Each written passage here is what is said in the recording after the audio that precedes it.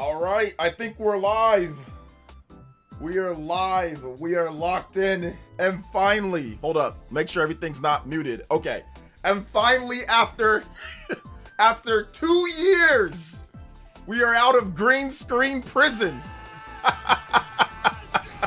The room is finally here.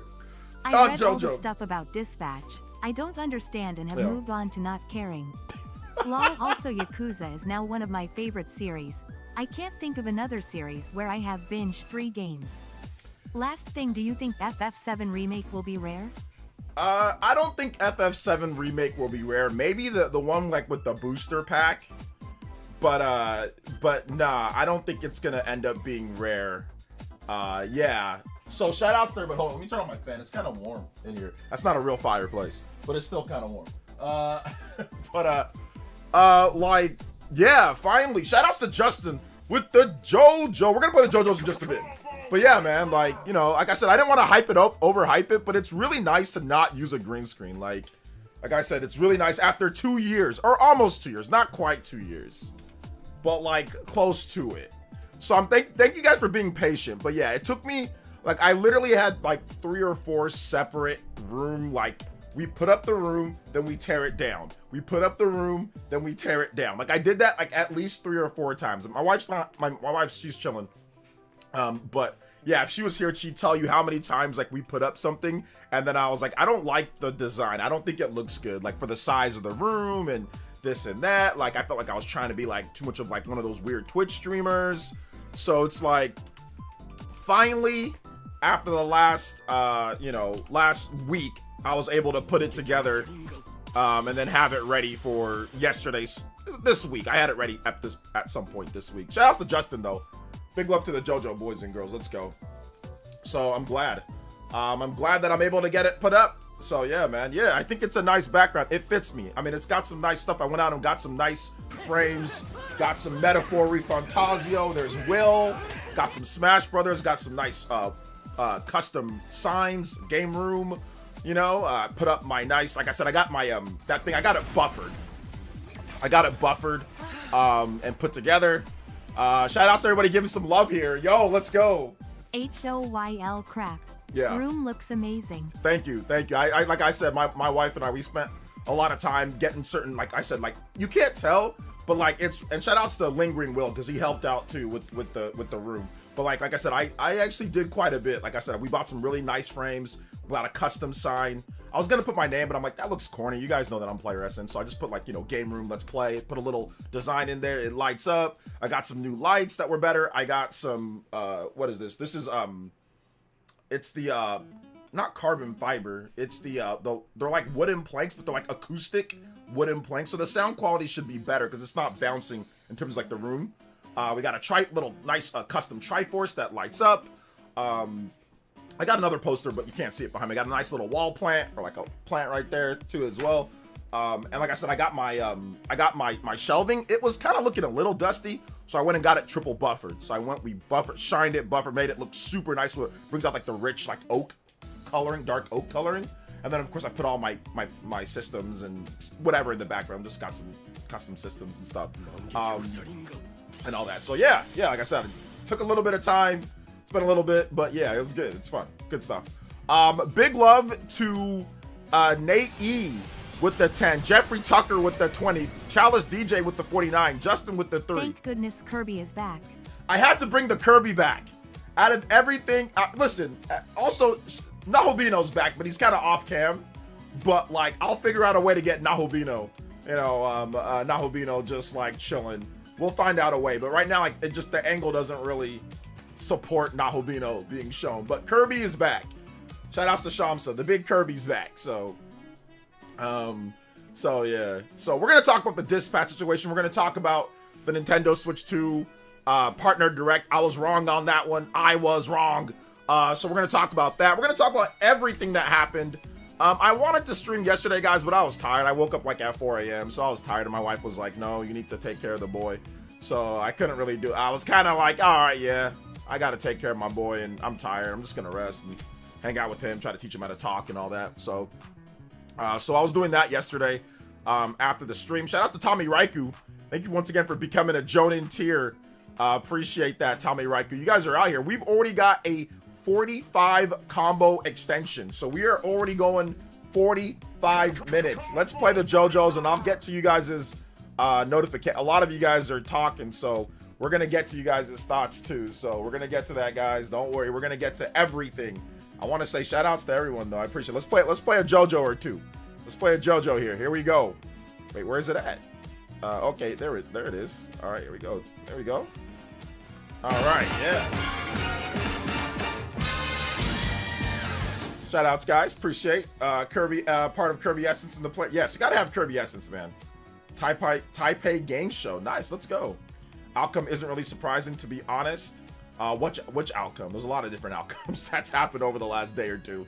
What's up, King Tree Freak? Room looks cozy. Yeah, it's. I wanted it a mix of like gamer room plus cozy, like vibe, like chill vibe. You know what I'm saying? Like I even got like a new light that's a little bit different. My other light's like pretty bright. It makes the tint look really weird, but this light, I went and got a new light and it's cool. It's kind of like it's like a flex light. It has different settings, but it kind of gives like a warm but not bright, not to where like my skin looks bleached, but it's like. Not to where, you know, like I said, I took a lot of time. I took a lot of time. AYYY room looking nice, OJ. RIP Xenoblade Field. I know. Listen, we can bring the Xenoblade Field back at any time. We can bring it back at any time. I want to install like a green screen that like comes from like the top. I want to get someone that can build a little thing and then I can pull down a green screen whenever I need to like do like reactions. I have one that's for the ground. I want to get one where I can just pull down from the ceiling. So I'll work on getting that. I haven't been able to find somebody that can do that for me yet. But once I get that, the green screen can come back at any point, or I can just put it on the ground right here. You know, I can do that too. So yeah. So yeah. Overall, let's see. I hope we get some good surprises partner direct. Yeah, I mean, I think there should be some good games there. I can't lie and sit there and say that I wouldn't have preferred if they had it ready on a Nintendo Direct. But it looks like there could be some news or there could be some stuff that's kind of happening that maybe that Nintendo's going to do a back-to-back. So it's going to be February to March, which that would make sense to me because you got most of your games that you're going to be putting out are probably dated by the end of March. So that would make sense if they do like a Nintendo Direct after that. So that's still possible. And I've actually looked up a couple different times where they've done that, where they have a partner showcase and a Nintendo Direct shortly after. I mean, that's happened a few times in the history, so it's possible, but we'll see. OJ, so the cat reveal. I don't have a cat, you know, no DSP jokes here. I don't have a cat. I don't have any animals. I used to have a dog at my old place, but I don't have a dog anymore. So no cat. No cat. I mean, but if we did a cat reveal, you guys, I gotta get $1,000 for the cat reveal. 1K for the cat reveal, bro. 1K. So yeah. Let's see. Hey, what is the room behind me? It's a green screen. It's just a different room. Like it's a different green screen room. This is actually okay. Okay, guys, you got me. I thought I could take it for this long, but I can't. It's actually just a picture of what I want the room to be like, but it's actually not really. It's a green screen. I'll keep it a buck. It's a green screen. So yeah, you guys got me. It's a green screen, but I promise the room will look like this when it's done. It'll look like this when it's done. But yeah, it is a green screen, unfortunately. But once again, it's close to being done. You guys got me. You got me. You know, you got me. Let's see here. Give me that Dust Bloods and Metaphor port. Yeah, I'd be happy with Dust Bloods and Metaphor as well. On the final boss of Octopath, hype green screen. Yeah, it's a nice green screen. Thanks, Lex. I appreciate that. But yeah, it's a green screen. It is not a real. It's what my room looks like, but it's not done. Notice how it doesn't look like it looks fabricated, right? It doesn't look real. So yeah, it's definitely a green screen. So unfortunately, no, guys, I'm joking. I'm double joking for those. No, it's actually a real room. there's no green screen. There's no green screen. I mean, if there was a green screen, I mean, I would hit it instantly if I went like that. All right. So yeah, there's no green screen. Oh my gosh. So y'all really believe in me too when I said there's no green screen, or when I said there's a green screen. I got you, Nighthawk. Okay, yeah. Who did I get? Honestly, like, who did I get? I got some of you guys, huh? I got some of you guys.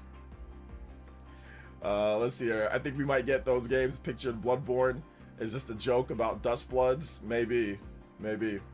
I thought it was real. You thought what? Oh, you thought the room was real. 4K room vibes. Yeah, it was a 4K picture of what my room is supposed to be, superimposed on the green screen. I'm like, hey, look, this is what I want it to look like. It'll be like this at some point. Looks too sharp for a green screen. Yeah, it looks too sharp for a green screen. If it was like a green screen, like, you can just tell when something's a green screen because it's not going to be accurately like proportioned, the dimensions. So if somebody has a green screen room, you can usually tell because it looks like a JPEG, like it looks like an image, you know?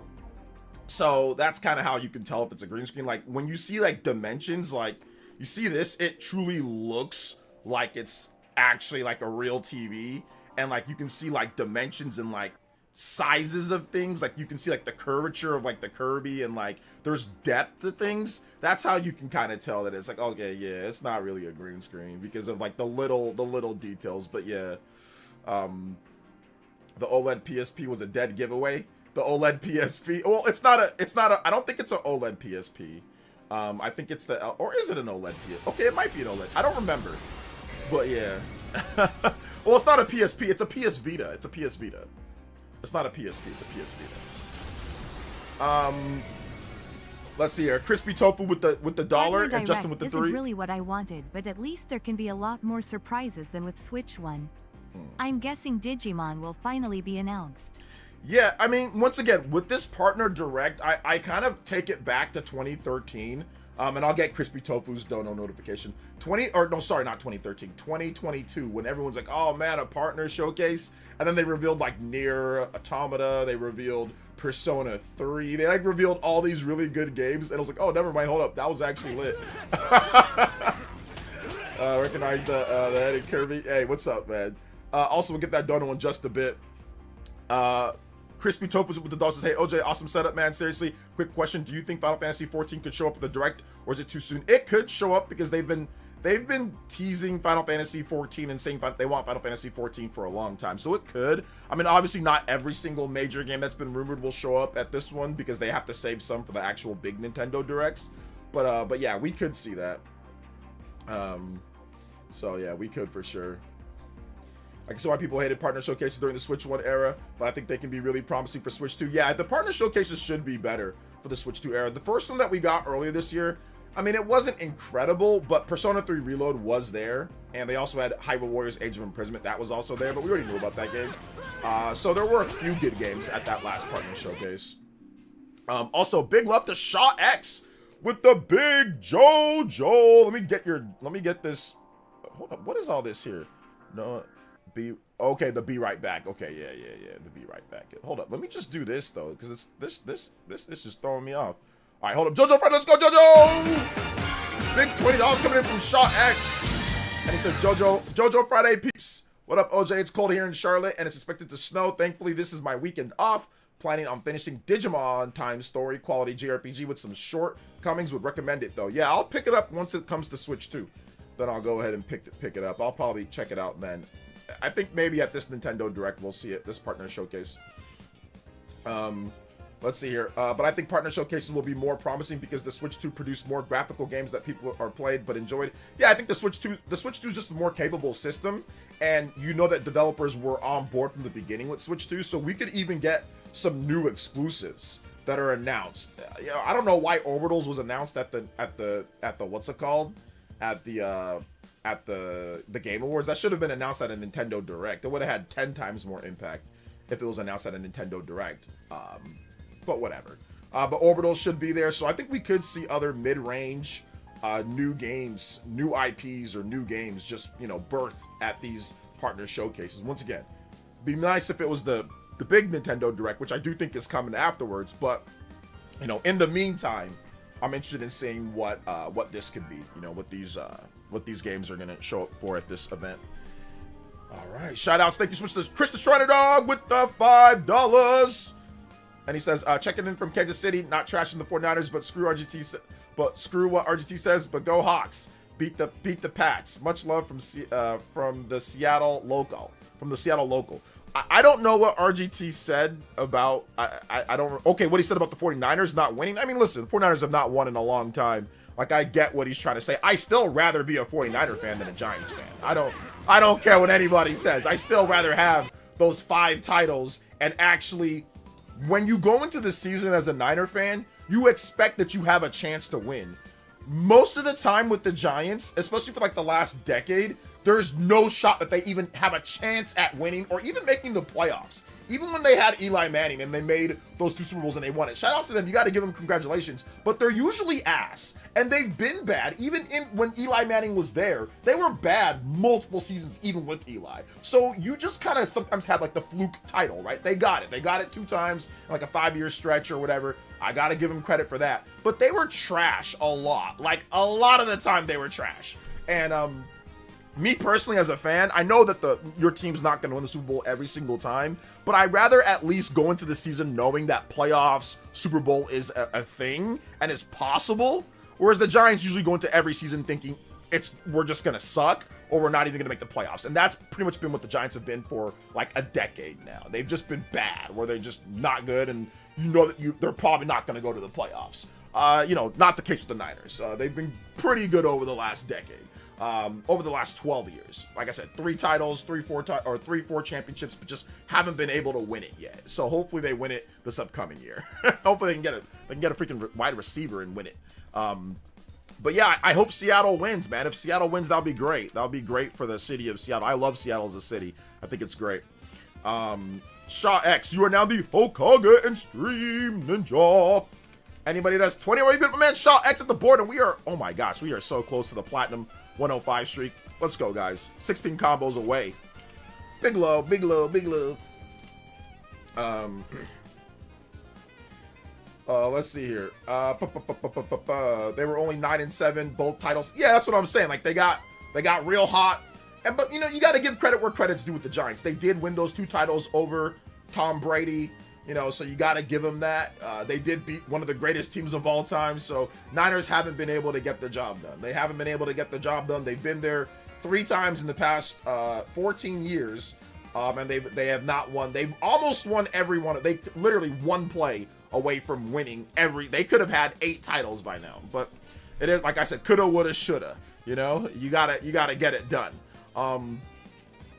They lost 1 Super Bowl, like the last one 3 years ago. Or 3 or 2 years ago. They lost that one because Kyle Shanahan forgot the overtime rules, and he decided to get the ball in overtime, and instead of kicking the ball away so he doesn't let Mahomes walk him off. So Shanahan legitimately forgot the overtime rules in the Super Bowl, which is just unexcusable. But he forgot. That's the reason why they lost that Super Bowl. He literally just forgot the rules. He forgot the rules in the Super Bowl. Party Man with the $10 JoJo. Love the new room setup. Yeah. I have my Pyra, Mithra, and Noah, Mio amiibo set up the same way in my room, lol. Yeah. Been a crappy week for me overall. No. But glad it's over. No. We should react to the Mario Tennis Fever gameplay that's been posted recently. Looks fun. I don't know what Mario Tennis Fever gameplay is, so you can, I don't know. I didn't see the new footage, so yeah, we can react to that for sure. Shriner Dog with another $5 says, I think before Eli Manning, the last time the Giants won the Super Bowl was back in the early 90s against Buffalo. Yeah, they won it in like it was 1990, 1991. I think they might have had a back-to-back, or they won a couple Super Bowls in that early 90s period. They were good at that point, and they had a couple stretches like in the early 2000s where they were okay. And once again, they have that Eli Manning, those 2 great Eli Manning performances in Super Bowls, but they've been bad for like the last decade plus. They've been pretty bad. Let's see here. I bought 20 shares of Ubisoft at 99 cents. I need to buy me some Ubisoft shares, man. Like at 99 cents, that's you can't beat that price. I mean, if it tanks, then it tanks. But I mean, at least it's something. Maybe it might go up. Maybe they release a new game and it's like lit and then like it does really well. You make some money off that. Let's go further than beyond. And also we've got 100 on the overclock, so that means it is the limit break.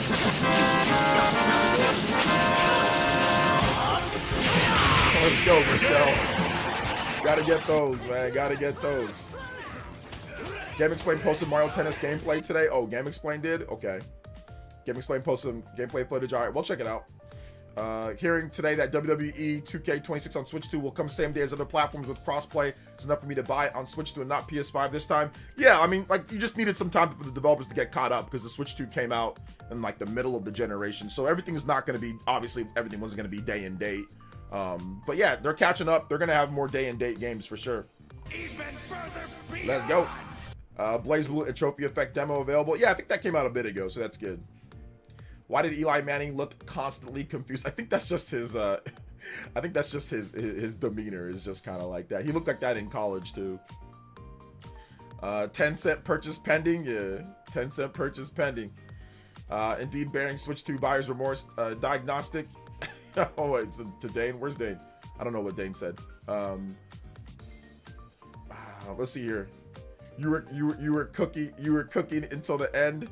Let's see. 49ers don't have the pedigree of quarterbacks they are used to having. I don't think the reason why, yes, Brock Purdy, Jimmy Garoppolo, and Colin Kaepernick are nowhere near as good as Joe Montana and Steve Young, but I don't think the reason why the 49ers lost the Super Bowls was because the quarterbacks. Kaepernick played really good in the Super Bowl that they lost. They lost because the coaches choked. That Super Bowl in 2013, they were literally on the goal line and they threw. Like they threw, and I mean that as a double meaning. They threw the ball 4 times in a row. They had the best offensive line in the NFC. They had the best running back in the NFL with Frank Gore. They had the best running quarterback in the NFL with Colin Kaepernick, and they threw the ball 4 straight times to lose the game. So that was just a kerfuffle, brain fart, went full Switch 2 grifter. I can't explain why the Niners, why Jim Harbaugh decided that would be a good idea. Like I said, it blows my mind to this day that they literally threw the ball 4 times in a row and lost the game. But like I said, they had the best running back, they had the best offensive line, they had the best running quarterback in the game, and they threw the ball 4 times in a row to lose the game. I can't explain it. I can't explain it. It's like I felt like they cheated. You know, that there was like they threw the game on purpose. Somebody, you know, Harbaugh or somebody, I don't know, the bookies in Vegas or something. I don't know, man. I don't know. Second Super Bowl they lost because they decided they didn't want to run the ball. They were up on the Chiefs in the 4th quarter with less than 10 minutes. They were up by 10, and they decided that they just want to throw the ball all the time. And they just stopped the clock, incompletion after incompletion. Mostert was averaging 4.5 yards per carry, and they decided to stop giving him the ball. And that gave the Chiefs the opportunity to come back and, you know, and win the game. The last Super Bowl that they had, Kyle Shanahan forgot what the Super Bowl rules were. He literally forgot. And they had one blown assignment.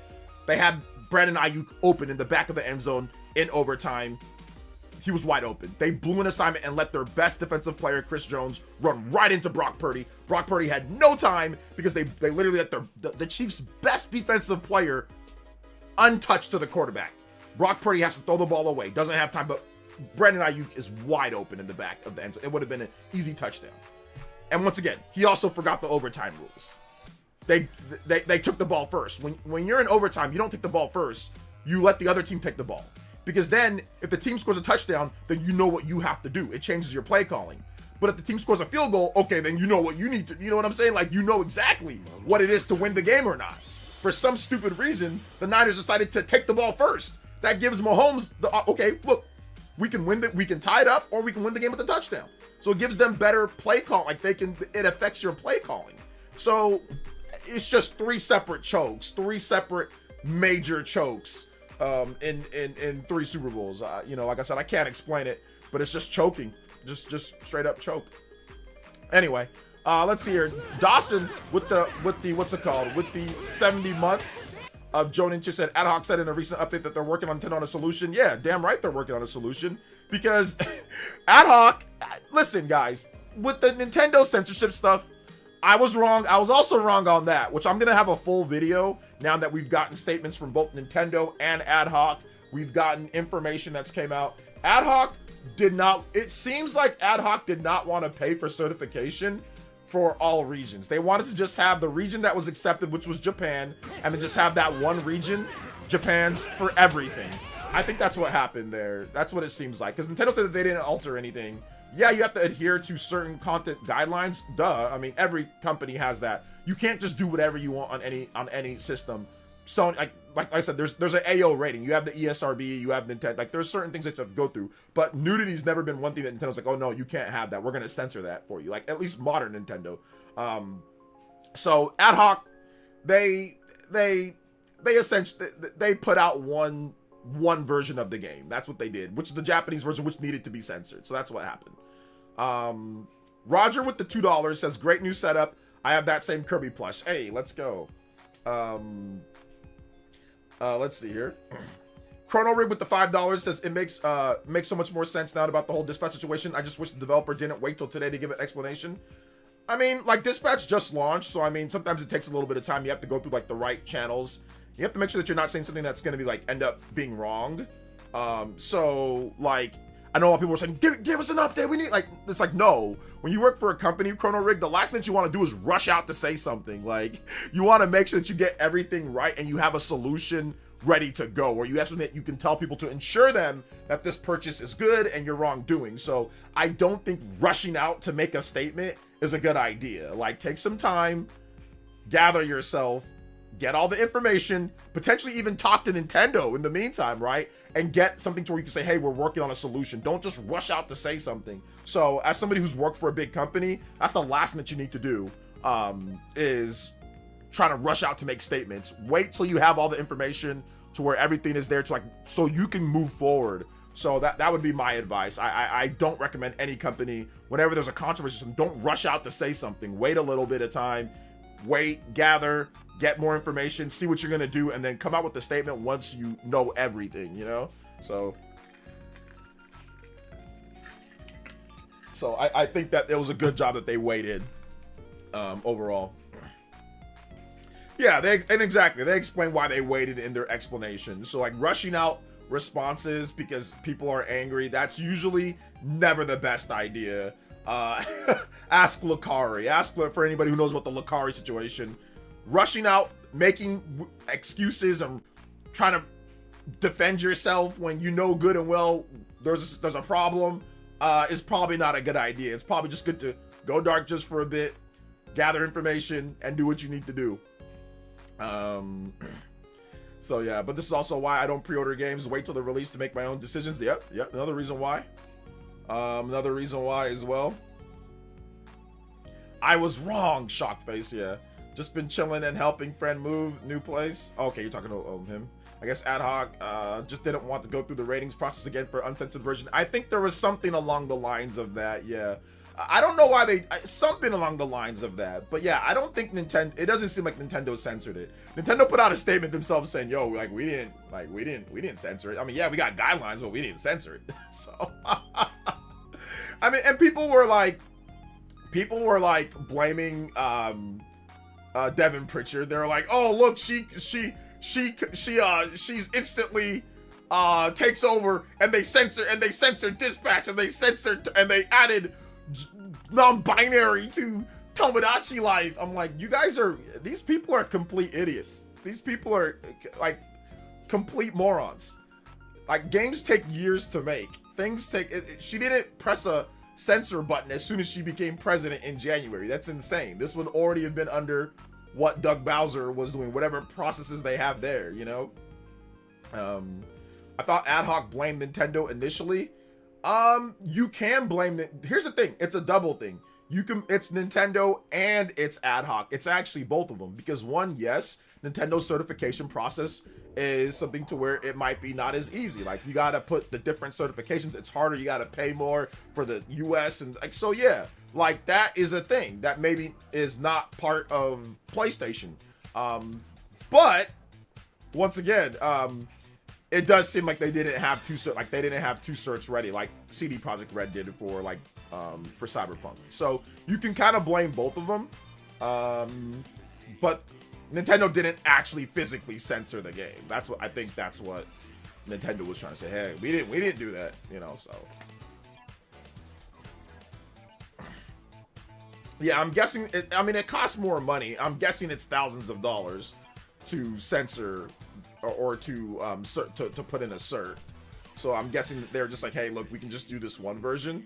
But like, I don't know why they felt that was gonna just go over smoothly, you know. So yeah. Those devs assumed everyone would blame Nintendo, and then their lies. I mean, listen, I'm not gonna go as far as that they were lying and all that. I'm not gonna go that far. But like I said, remember when I said how I didn't want to support this game even before the censorship stuff because of who they associate with? I'm just saying. I'm just saying. Remember when I said I don't feel like supporting this game because of who they thought would be a good idea to hire on their voice cast because there's certain people? Because they're kind of frauds, despite being very popular. I get it. They're better than me. They have more money. They're the best. They're the greatest thing ever. I know their fans love them. But remember when I said that? I said that, didn't I? I said, I don't know if I want to support this because of who they associate with. Funny how all this stuff is happening. Like I said, ain't no such thing as halfway crooks, guys. A wise man once said, there ain't no such thing as halfway crooks, all right? Wise men, I should say, used to say that. So yeah, whatever. Let's see here. I didn't feel like supporting the game because it looks lame. I think it's a good game. I just got an issue with who they decided to hire as voice talent. I can't believe how the whiny first-party only crowd is. We should all want there to be a lot of third-party devs not rely on first-party to carry the system. I think that a lot of those people they're gonna change their mind once they see stuff that they like third-party wise. Unkari with the $5 too. I was right. I knew it, cause I already knew Wolfenstein and CP2077 have different beer for different regions, and I was surprised when I saw they had the same beer on Japan and US eShop. Yeah. Yeah, I mean, like, and if you look at, like, Wolfenstein's terrible. That game has all sorts of, that has the hard ER, and that has, like, all sorts of stuff. So, and that wasn't censored, for the US, at least, on the eShop, and on the physical release. So yeah, man. So, yeah, it is what it is. Shout outs to Unkari, thank you for the 5. Shout outs to Elp 3035. Thank you for the $5 dono zone. Yo, we're at 122. Let's go. What's that? 28 more combos, and we've got ourselves a platinum and a half already. Let's go. Shout outs, man. But yeah, no, like, listen, first party is obviously important. Like, you need people buy Nintendo systems for first party. Like, that's like no cap, right? That's like for real. Like that's like legit. But there's plenty of first party on the system. They're just mad that they didn't get Mario or Zelda. That's really what they mean, is there's no Mario or Zelda. That's what they actually mean.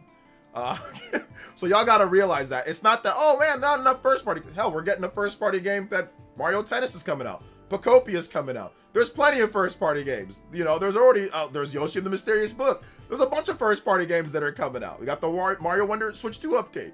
We got the Animal Crossing update. There's obviously plenty of first party stuff. What they're crying about is that they didn't get their 3D Mario or New Zelda. That's really what it means. So you have to just break down past the whole stuff. Trust me, that's what it means.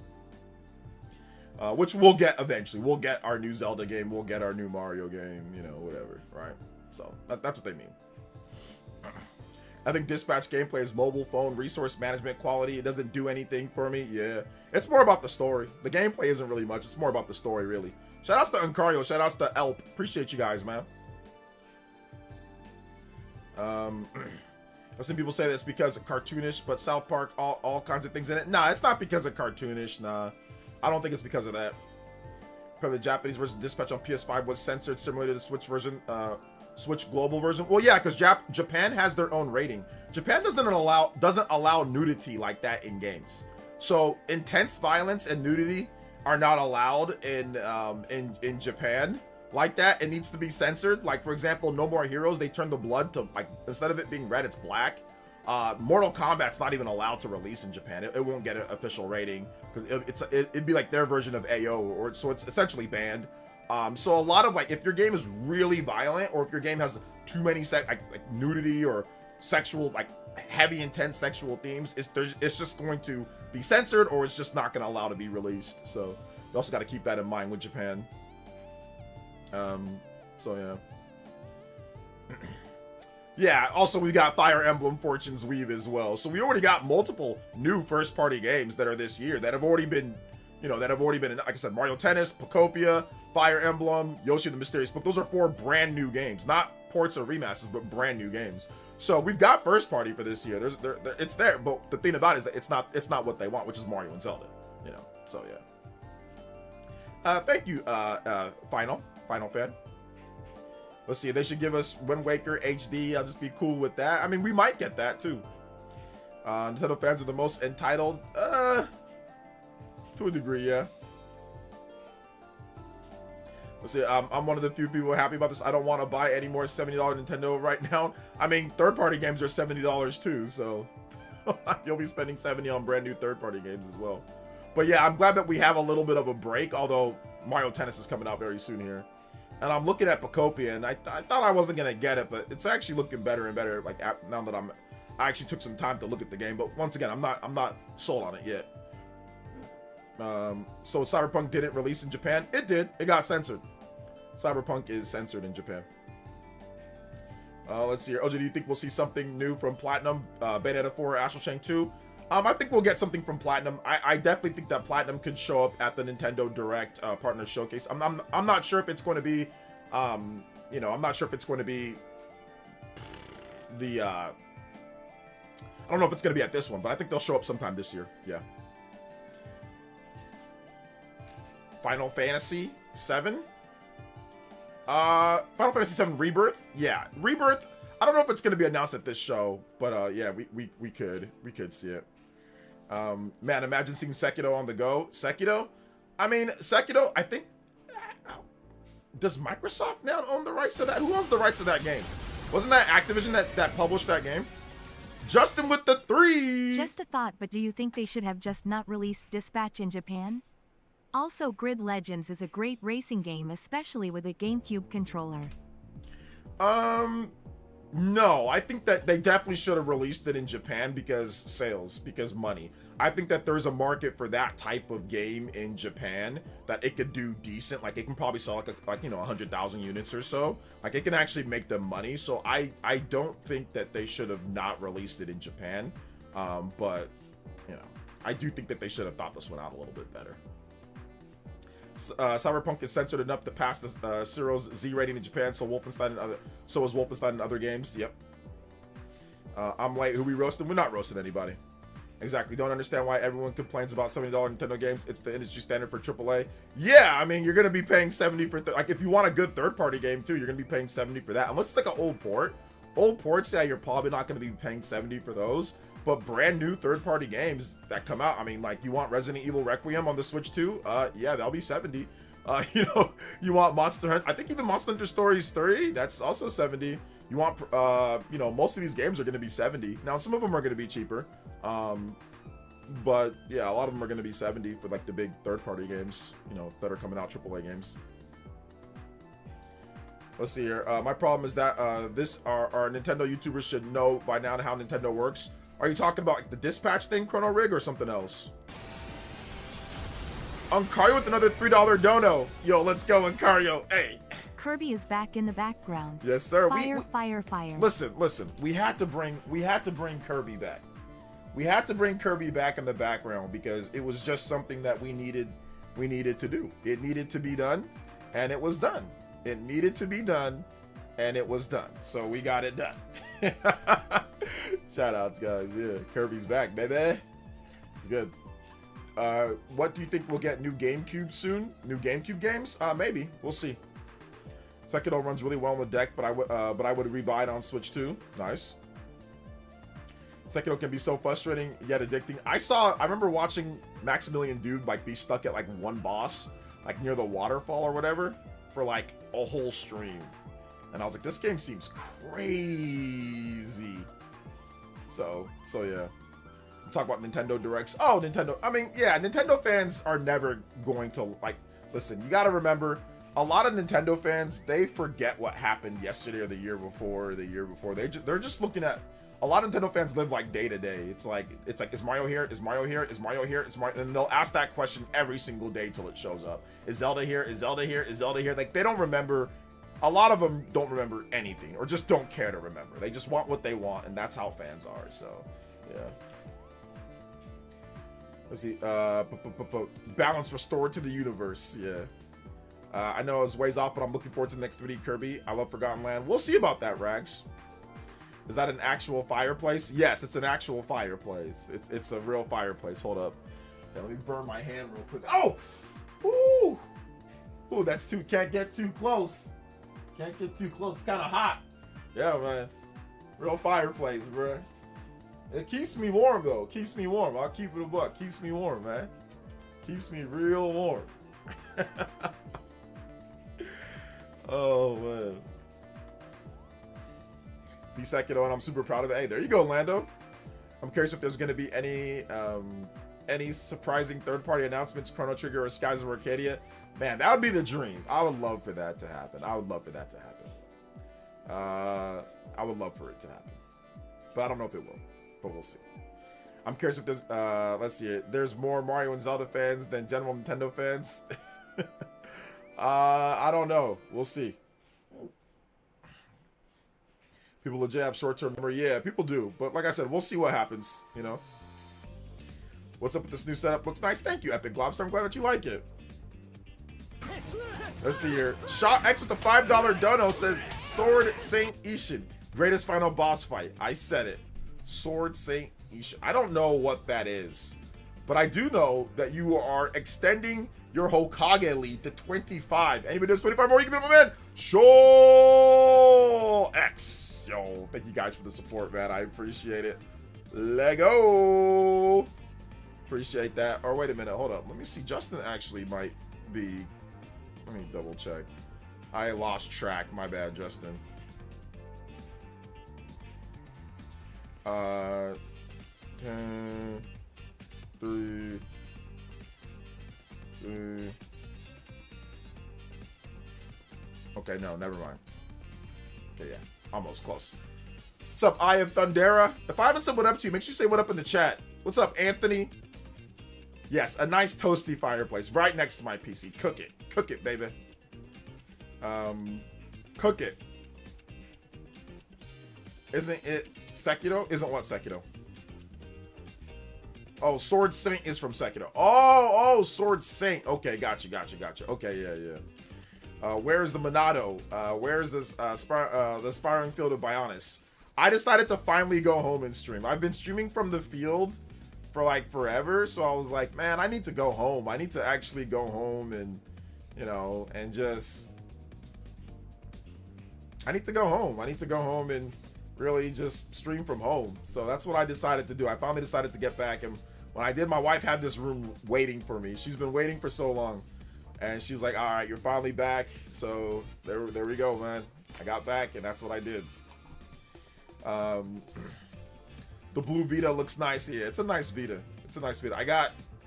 There's a PS3. There's a fat backwards compatible PS3 that can play PS1, PS2, and PS3 games. There's the PS Vita, Ice Blue, Japanese only PS Vita. That is right here. That's the Pokemon Scarlet and Violet Special Edition Switch. That's the Tears of the Kingdom Special Edition Switch 1. That's obviously the Switch 2. And then we've got Noah and Mio, Pyramithra Amiibos. Then we've got Xenoblade Chronicles Special Edition, Xenoblade Chronicles Definitive Edition, the Special Edition, Xenoblade Chronicles 2 Special Edition, Xenoblade Chronicles 3 Special Edition. Then right below that is a PS5. And then I also have the Zelda Black Box right here. And I might move that Zelda Black Box over where my PS5 is, because, like, whatever. And then I have Metaphor Refantasio Special Edition. So, and then that's also a T-Mobile bag for my, that right down there. That's a T-Mobile bag for my Pixel that I bought. What else do I have? I also have, yeah, Zelda Black Box. Yeah, Zelda Black Box underneath that. So I might move that up, because the Zelda Black Box edition is really cool. So I might move that up, but we'll see. But yeah, oh, also behind the Noah and Mio, that's a PS4 Pro. I know you can't see it because it's like covering up, but right this corner, it's kind of like slender and it kind of blends in, but that's a PS4 Pro right behind that. So yeah. Hey, well, what's up? What's up, man? What up? Nice setup, man. Man cave goals. Yeah. Yeah. Like I said, my wife helped me put it together. It's fun. Yeah, that's an LG OLED. I've had this TV this is going on 6 years now for this TV, and it's still goated. Still goated. And I got a Vizio Elevate surround sound. So that's also going on 6 years old. Like when I buy tech, I make sure to buy something that's like really nice. That's gonna last me like a long time. So I don't have to think about upgrading all the time. So yeah. Let's see, what's the poster hiding behind the plant? Oh, it's a Nintendo. It's I think it's Club Nintendo back then, but it's like it's for Super Smash Brothers. Remember when I think it was when Palutena or when Pit was revealed. So it's a poster with like the anime, the little anime short, but they made it into a poster. So it's Palutena, it's Pit, and it's Link. But it's basically that scene from Smash Brothers, where I think it was when Pit was revealed or when Dark Pit was revealed. Or when Palutena. I think it was when Palutena was revealed. Yeah, it was when Palutena was revealed. So from Smash 4.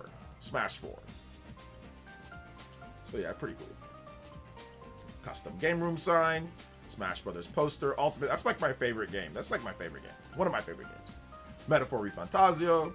A lot of fun. Got a Metroid Prime amiibo above here. That's the Viola amiibo above there. And I got my little Naruto poster over here. It's Naruto Shippuden, the beginning of Shippuden. So far, what's your favorite Switch 2 first-party game and third-party game? Mine is Kirby Air Riders and Yakuza 0 or Kiwami 2. My favorite first-party game on Switch 2 so far is probably Donkey Kong Bonanza. And my favorite third-party game is probably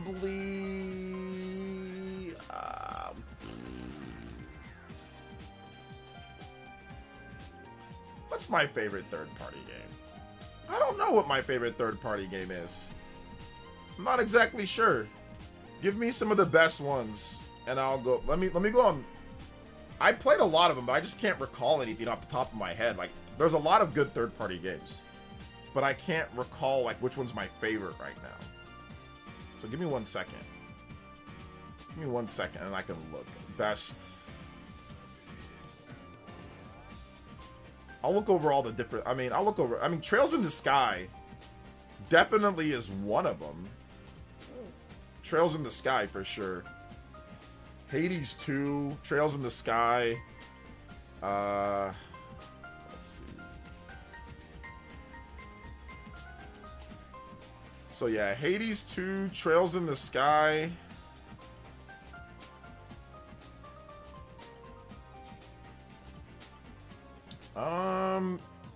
Dude, Dragon Quest 7, once that releases, that might be it. Dragon Quest 7 might be it. Guardians of Azuma is really good too. Guardians of Azuma, I like that game. I don't know if it's I don't think it's my favorite though. Yeah, I'm gonna go with Trails in the Sky, first chapter. I'm gonna go with that one. I'm gonna go with Trails in the Sky. That's like that's my favorite third-party game so far. So yeah, that's my favorite one so far.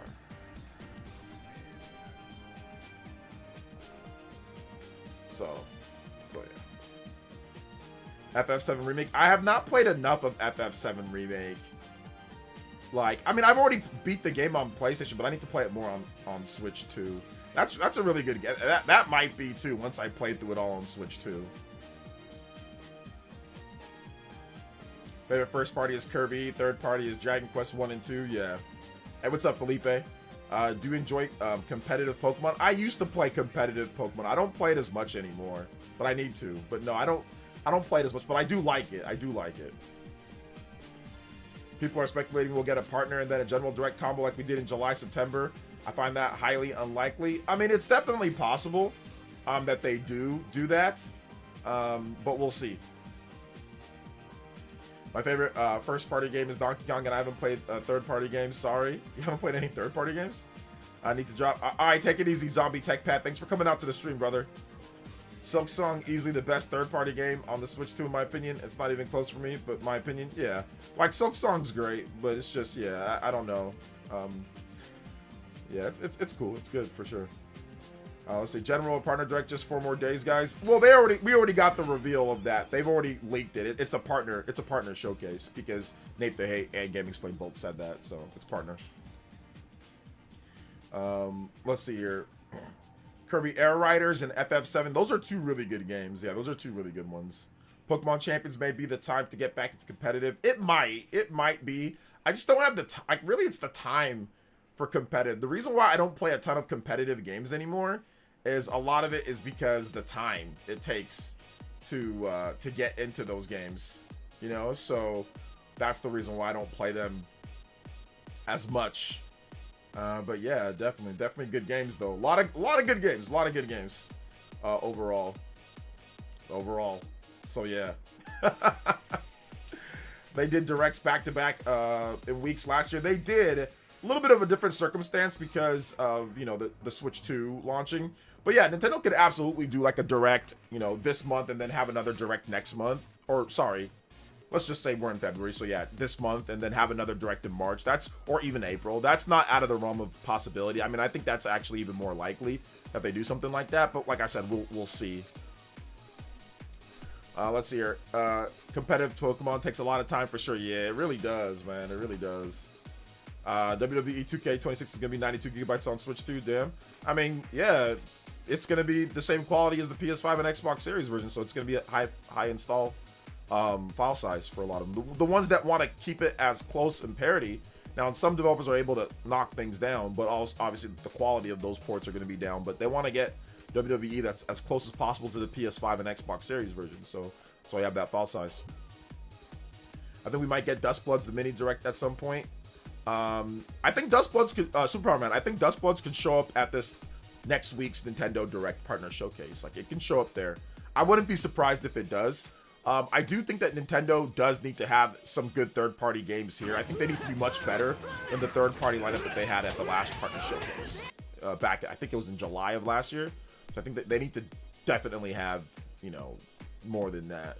Which was crazy because last year people were complaining about a regular direct in July and the system just launched, you know? So the system just launched and we still had first party games coming out. People were still complaining that we need a regular Nintendo Direct. Even then, in July of last year, the system launched in June. So yeah, overall people are crazy. Johnny with the $10. It's Johnny! Happy Friday. Happy JoJo Friday. Yo, 9 combos away. 1 more JoJo away from that. Let's go. I think Dustbloods will close the show. That's a safe bet. That's a safe bet for sure. Yeah, that's a safe bet for sure. Combo breakers. And should we do the JoJo? I think we should do the JoJo, boys and girls. I think we should do it. I think we should. Let's go. All right. What's up, Mr. Oh, you got to go, Mr. Davis? What's the update? They're working on potential patch for dispatch. A potential patch for dispatch or something to help with the censorship. Competitive Pokemon team be more seamless in Champions. I think it might be more seamless in Champions, yeah. I think a lot of the problems like being competitive in Pokemon is like how crusty Pokemon plays. I think that if Pokemon Scarlet and Violet somehow played at 60 frames per second and had good resolution and frame rate and all that, I would have been more inclined to be competitive in that game. But then once years go by, like, I don't want to just start doing that because then I know the new game's coming. So this next Pokemon game, if it's really good on Switch 2, I think that's going to be my grand entrance or re-entrance back into competitive Pokemon. Because I did play a little bit of Pokemon Legends ZA competitive. I did play a little bit of that competitive, but not enough to like, okay, I'm going to do this. But I think that if that one's good, then I think that I might get back into competitive then. I think that's a possibility for sure.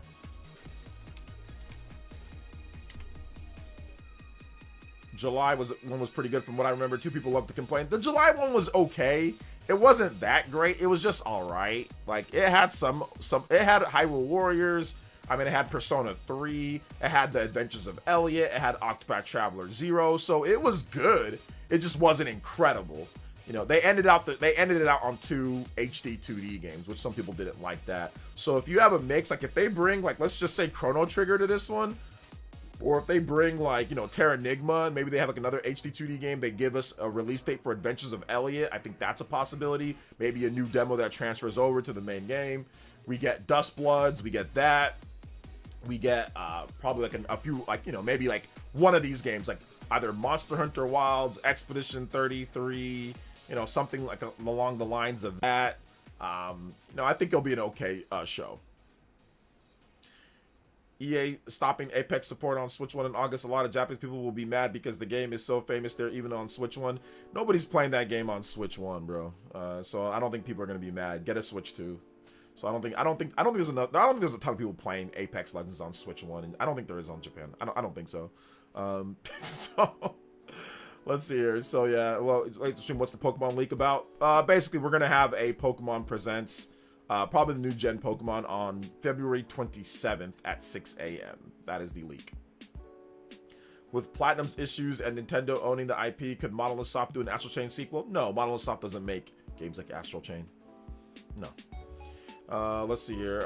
I'm surprised I haven't seen anyone mention COD being at the partner, considering it's rumored to be coming. I mean, yeah, COD is probably going to be there. Yeah, COD is definitely going to be there. Adventure of Elliot, I forgot about that. There's way too many games when you don't just like Mario and Zelda. Yeah, if you don't just like Mario and Zelda, there's way too many games to play. Unfortunately, there's a lot of people that just like Mario and Zelda. That's all they buy Nintendo Switch for. But one thing that I do take exception that people say is like, oh, well, I only buy it for that. Like the other third-party games, they're all 30 FPS. They're all bad. And I'm like, wait a minute. No, they're not.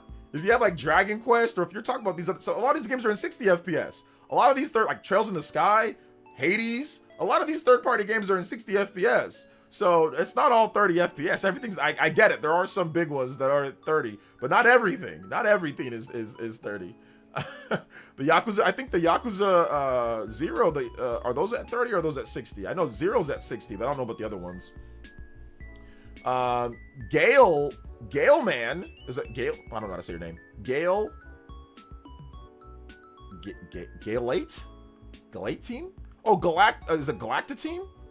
Galacta-Team, man? I don't know how to say your name. I'm stupid. Thank you for the $5 donuts.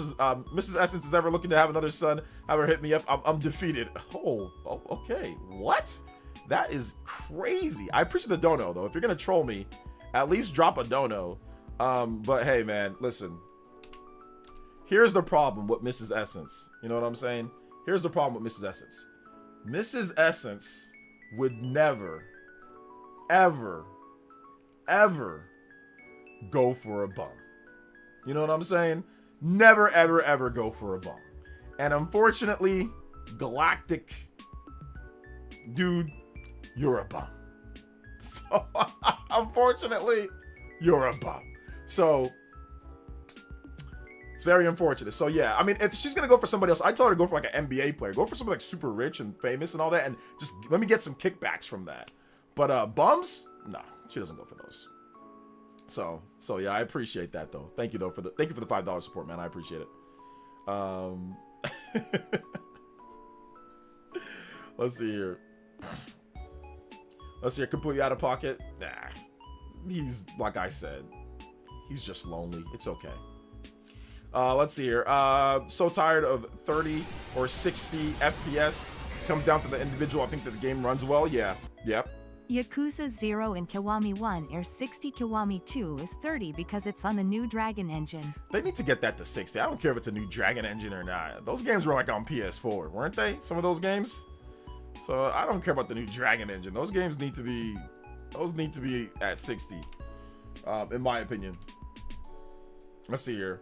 OJ, did you get DK Returns HD? Yeah, I got that. I already had that. I got that last year. Let's see here. Bro literally played a clown. You can't make this up. Paid to be a clown. Hey, it's all good, man. It's all good. I mean, he gave you money, so that's cool. Yeah, that's what I'm saying. Like, I'll read it and I'll make a joke about it because he gave me money. But I mean, like, Mrs. Essence would never go for a bum. That's the one thing that I know about her.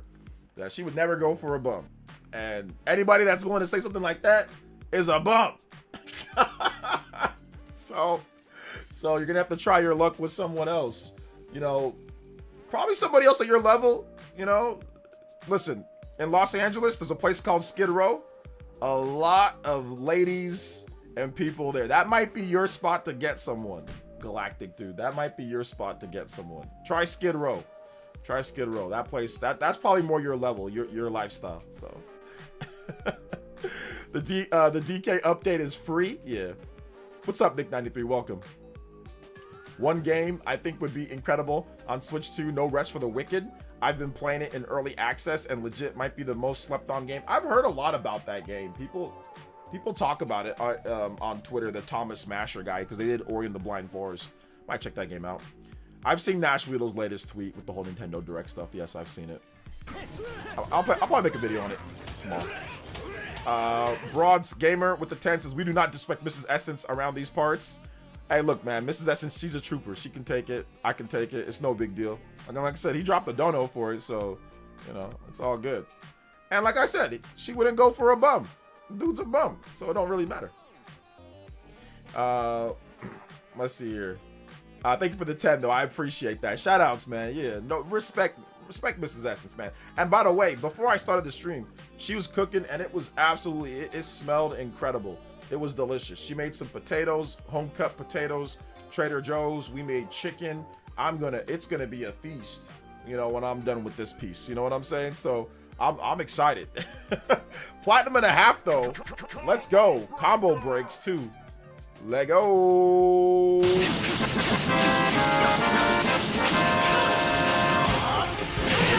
you so much. I appreciate it. Let's go. I think the guy said that he wanted to do it on Switch 2 as well. Yes, I've seen Nash Weedle's latest tweet. We'll see what happens if they have a Nintendo Direct afterwards. We'll see. People need to stop coping. We're not going to get a general direct. We're not going to get a general direct in June. We're definitely going to get a direct before, either in June or before June. It's definitely going to be either summer or it's going to be before then. I don't think people are coping, Sonic. I'm not sure if you're familiar with Nintendo's schedule with how they do directs. So I think that's the issue there. I think that you just forgot, or you don't remember, or you don't care, or you just don't know. But no, Nintendo's probably going to have a big direct. I'd probably say March or April. I don't think it goes past June or July that they don't have like a big direct. I don't think so, because we still need second half dates. I don't think Nintendo's gonna have no games in the second half. And they haven't. All their reveals are for the first half. I think Dustbloods might be a second half game, but I don't know 100%. But Fire Emblem, that's probably gonna be a first half game as well, since they already announced it last year, unless it gets delayed. And then we're gonna have Pokemon. So yeah. I doubt we'll get a direct before June. That's why I said it could be either March, April, or June or July. I think we're gonna get one though before the second half of the year is like really going. So that's my personal opinion based off of Nintendo's history. But if you guys want to disagree, we can disagree. It doesn't really matter.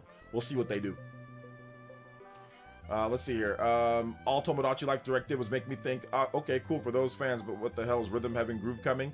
Yeah, we have no release date for Rhythm Heaven Groove. We have no release date. Rhythm Heaven Groove, Fire Emblem, Fortune's Weave, the Dustbloods, Yoshi and the Mysterious Book, Splatoon Raiders. That's 5 games. Like that I was like, oh wow, those could be in a direct, right? But they already announced those. We already know about those games. So re-announcing them in a direct, that doesn't really do much, right? So, but getting release dates does.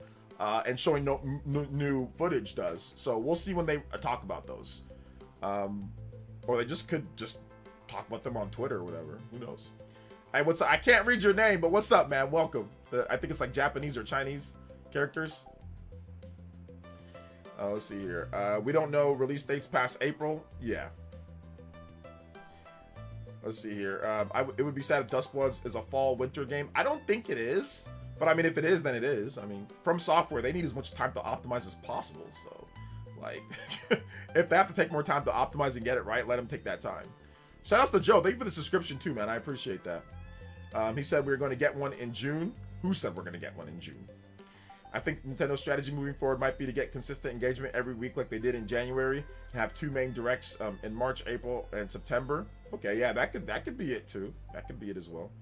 Maybe they try to cut it down. Before they'd have 3. Maybe they can, I mean, with the increased development time and increased third-party support, maybe they want to do like, hey, let's have 2 big directs and then have 1 big third. Like, but once again, they need to make sure that their partner showcases are better than the first one that we got. So make sure that those partner showcases are better. Like when you do a partner showcase, it needs to be good, you know? Let's see here. If we don't get a direct until April, June, will the big announcement not convince people to buy Switch? I think it means Switch 2. Depends on the games that come out. If the games that are coming out that people like, then they'll buy it. If they're not, then they won't. So we'll see. Let's see here. Sonic did. You read the message wrong? Okay. I want Kid Icarus. Good for you. We all want Kid Icarus. Do you agree with Kiwi Talks? Nintendo probably only has 2 big games, one being Pokemon because they want to avoid releasing game in November to avoid GTA. No, I don't believe. I think what he said is he said that they've made most of their big announcements. I don't believe that they have. I think that they actually have more than 2. But like I said, we'll see. We will see. Let's see here. Horizon Zero Dawn will be in the direct. Some people think it's Horizon Zero Dawn. Some people think it's Halo Master Chief or Halo Combat Evolved, the remake. But that's not a what. I mean, maybe it's a what the F to Kiwi Talks, but Halo is not a what the F to me. Microsoft has went third party. So since Microsoft has went third party, then that's not really a what the F to me. If Microsoft puts Halo or puts whatever on the Switch too. Age of Imprisonment DLC. They already released 2 DLC packs for Age of Imprisonment, so I don't know if they're gonna do anything more. But I think the game's done. I think they're legitimately done with that universe of Zelda. How's big GTA? Nintendo not afraid of GTA? I don't think Nintendo's afraid of GTA. I don't think Nintendo's like, oh man, GTA's coming out, we can't release games. I don't think so. What even is a what the F announcement? What makes the most sense is like Half-Life 3. Well, he put 3 games that have the possibility of a what the F announcement, to me at least. He put Halo, he put Horizon, and he put Bloodborne. If Bloodborne or Horizon come to Switch 2, that's a what the F announcement. That is a 100%. That is a 100% what the F announcement, because nobody's expecting Bloodborne or Horizon to hit Switch 2. If Horizon hits Switch 2, that sends shockwaves throughout the industry. Half-Life 3 is like a folklore at this point. Sure, it's like a what the F announcement, but it's not like, we all know that Half-Life 3 is like a thing, or it's kind of a thing, or they want it to be a thing, but that's like a folk tale type of announcement. And yes, that would be a what the F announcement, but to me, even though Horizon's an old game, that to me is a rippling effect on the industry than Half-Life 3. Half-Life 3 is like, okay, that's gonna have a massive effect, but having Sony put a tentpole big first party game on a direct competing platform, not a multiplayer game, not an old PSP game or Vita game or a license with Bandai Namco or a Lego thing or something, but like an actual tentpole big game on a competing platform, a single player game, that to me is just like, that to me sends like shockwaves to where, okay, that means God of War can come. That means other stuff can. Now, once again, Half-Life, yes, that's a huge game, and that would send shockwaves, and that would probably be a bigger what the F game for most people. I'm just talking about from a perspective of Sony and Nintendo. Like, that would just be wild if they did that. Like, I'd be shocked. You know, I'd be shocked. I don't know if it's that game though. I don't know if that's the game. It might be, it might not be. I'm not sure. So we'll see. We technically have Horizon already, so Lego, so it wouldn't be that surprised. I mean, and yeah, and I pointed that out in my video where I said I guess that it wouldn't be, but it would be though. It would be, but it would be surprising though. It wouldn't be like, it's like, okay, maybe, but it still would be shocking to me. It would be shocking. It would be a shocking announcement to me. Let's see here. I think the images were rely on the riddle. What's the riddle? Like, you have to put the picture. You have to put the game in the picture of the game in the riddle. We analyzed the riddle. The riddle. There's nothing that you can make from the riddle. Like, it's too ambiguous. The riddle could be anything. You know. Portal OLED has been leaked. Apparently 12 hertz screen rip. Sony's trying to desperate. I don't care about a PS Portal screen or whatever. Let's see. He said it was what he sees as a what the F game. Yeah, exactly, B Queen. So, and shout out to B Queen. Yo, B Queen, how you doing? But yeah, like it could be anything, right? It's what he sees. So he could see Halo as a what the F game. He can see, you know, he can see lots of stuff as a what the F game. He can see Power World as a what the F game. But Power World to me wouldn't be a what the F game. Like if Power World, like let's say Power World just if the lawsuit wasn't happening and Power World actually made a non-sloppy game and like made not Pokeballs and made like spheres or made or not, they had spears, but made like, you know, whatever different ways to catch them, and like it was different enough from Pokemon to where Nintendo didn't get all crazy on them about it, with the designs and stuff. Power World would have been on the Nintendo Switch, you know, too. I don't think so. To me, that's not really I mean, it'd only be a WTF announcement because of the lawsuit. That'd be the reason why it's a WTF announcement. It's like, oh, wait a minute, they're like actively like suing. Nintendo's like actively in court against them, and yet they're like, okay, yeah, release the game on the system, you know? So Power World is like circumstantial WTF. The One Piece is more real than the riddle. Imagine they announced Last of Us 2 on the Switch 2 first. I mean, yeah, once again, that would be shocking. I don't expect that to happen. I don't know what's gonna happen though. Like I said, I don't know what's gonna happen. To me, Horizon just seems like the first game literally is almost worthless now at this point. Sony gave it away. Sony's put it out on like PC. It's like $5. Like if you find it used, or you can even find new copies sometimes for like $10. So I think Sony, if they say, hey, well, we can charge $50 for this old game that came out in 2017, that doesn't mean everything's coming over. All it means is that we just want to put just Horizon, okay, just like isolated incident, just this game, and charge $50, and you'll probably have 500,000 people to 1 million people buy it almost instantly. That's a ton of cash. That's gonna be, you know, that's a lot of money coming in. Like 500, like let's just say it sells 1 million copies. 1 million copies, $50, old game. You've obviously made profit, tons of profit on that game already because it's old at this point. And you sell 1 million copies at $50 on the Switch 2.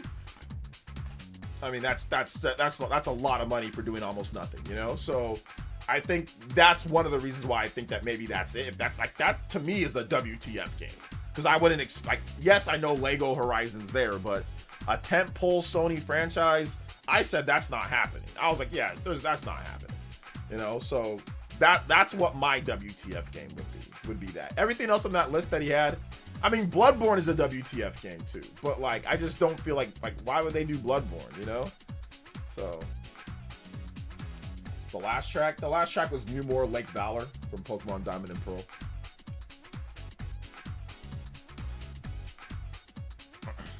Would it be the remastered version? I mean, I'm guessing, I don't know if it'd be the remastered version or like the PS4 version just spruced up. Like, you know, like when Sony put out the update for like the PS5 where you can play Horizon Forbidden or Horizon Zero Dawn at 1080p 60. So it just like boosts it. I think it could be something like that. It doesn't have like the actual like remake or remaster or whatever that they did for like the PS5. It might not be that version. I don't know. Who knows what it even is? Like I'm not even sure if that's it. I'm not even super confident in that, Nick, because I just don't think Sony wants to do that. But once again, you can't say that they don't 100% because they did put Aloy on the Switch, and who knows, maybe the Switch version was the best-selling version of that Lego Horizon game. It could have been. I don't know if it was or not. They didn't give any sales numbers for that game. But maybe they just say, hey, look, we want Aloy to be more like out there.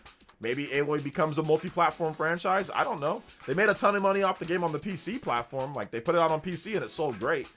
Forbidden West didn't do as good, but Zero Dawn did great on PC. They made a ton of money right off the rip. So if they do that with Switch 2, I mean, people are just going to buy it just because of like, what? So, like, they're just going to be shocked. So people will just like impulse buy it, even if they don't even like the game. Like, I know I will. I'd be like, okay, whatever, you know, let me just see how it plays on here. I think people just want to be part of like history, like drama or history. Like, oh my God, like this game's on there. Like, it'd be the same thing if like Nintendo decided to put, I don't know, like let's just say a franchise, Luigi's Mansion.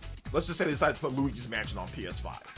People would be like, what the heck? I mean, Nintendo would probably make a ton of money off that too. People would be like, it'd be like novel, right? Like, oh my gosh, Luigi's Mansion on PS5? Yeah, I'm picking that up. I want to see how that looks and runs and plays, you know?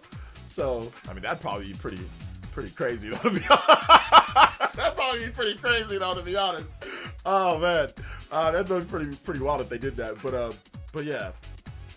He says, yo, your spot looks cozy. Thank you, man. I appreciate it.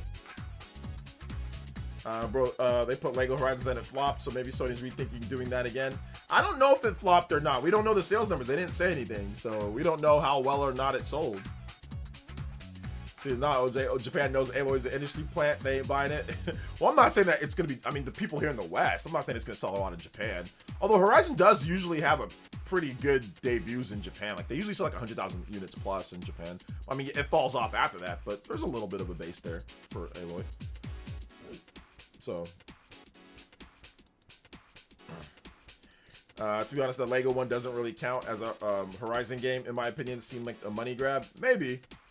I mean, it was made by Guerrilla Games. Like, it's a first-party developed game. So Sony, like, you know, they were all on board with it. So, you know, I'm not sure. You know, I know that game's not like a real Horizon game, but it is. They didn't outsource it. They developed it in-house. So they had their own Guerrilla Games developers working on it. So you have to kind of take it somewhat seriously when they do stuff like that. Now, if they outsource the whole thing, where it's like, okay, everybody else, and they you know, they just provide the license, then okay. But the fact that they actually worked on it themselves, you know, that definitely says something. Definitely says something. Don't know what it says completely, but it says something.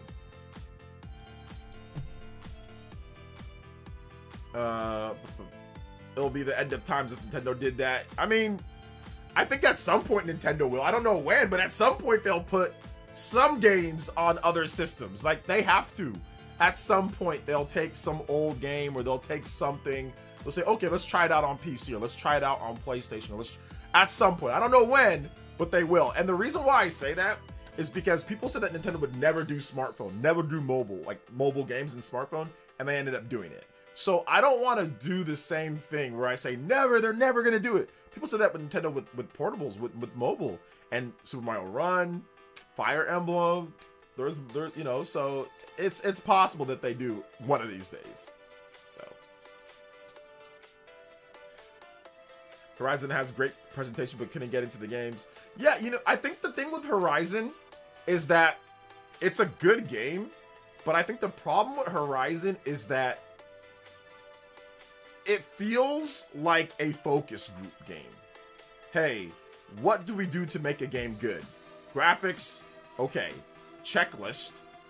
Upgrades, typical upgrades, okay. Gameplay, cinematic, Sony, cookie cutter, okay. Every time I feel the game, I feel like it's a think tank game. I feel like it's a focus group game. It does not feel like they really like developers had sauce. It feels like developers like wake up, walk to work, robotically program the game and make it still great, still really good, still awesome, but it doesn't feel like there was any type of sauce put into the game. I felt like Last of Us Part 2, and even Part 1 to a degree, but Part 2 had way more gameplay sauce. Like where they're doing like the stealth stuff, where they're doing like, you know, the scent of the dogs, where they're doing like the gun table, and like where like it just felt like a little bit more. And I know people don't love the story in that game, but Last of Us Part 2 felt a little bit more saucy when the developers were actually cooking up the gameplay than Horizon. Horizon feels too clean and neutered. It feels too like by the book and clean. It does not feel like the developers put a little bit of spice. You ever tasted a piece of chicken that the seasoning's not bad, but it's not great and it doesn't bring out the full flavor, but it looks good? That's what I see as Horizon. Horizon is not bad unseasoned chicken. It's seasoned just fine. It's just not seasoned enough. It's just not, it's missing a few different pizzazz in there. It's just kind of plain. It's good, there's some seasoning and it's fun, but it's just missing that one extra little thing that I think some of the other games have, that I feel like I said, The Last of Us Part 2 had, to me at least. I thought the gameplay in Last of Us Part 2 is way better than Horizon, in my opinion. Not everybody feels the same way, but that's just how I feel. So yeah, except for sometimes like with the Abby stuff. Wasn't a huge fan of Abby, but the Ellie gameplay was great. Let's see here. What IR is it? Censor Last of Us. What the F game? What does that mean?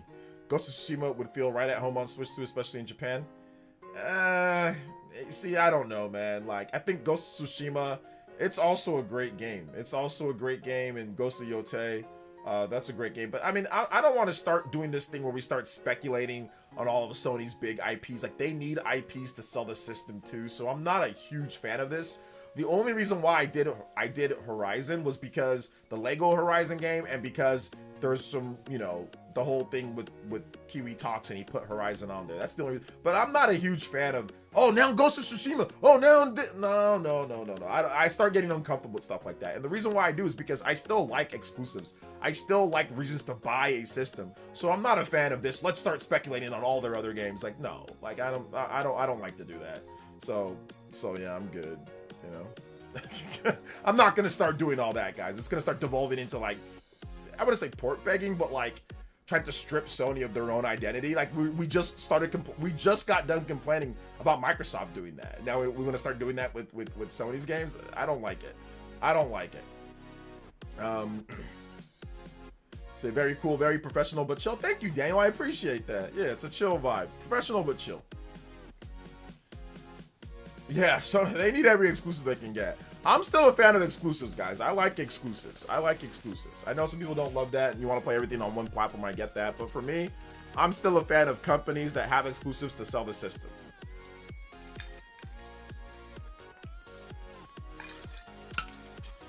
I'm still a fan of that.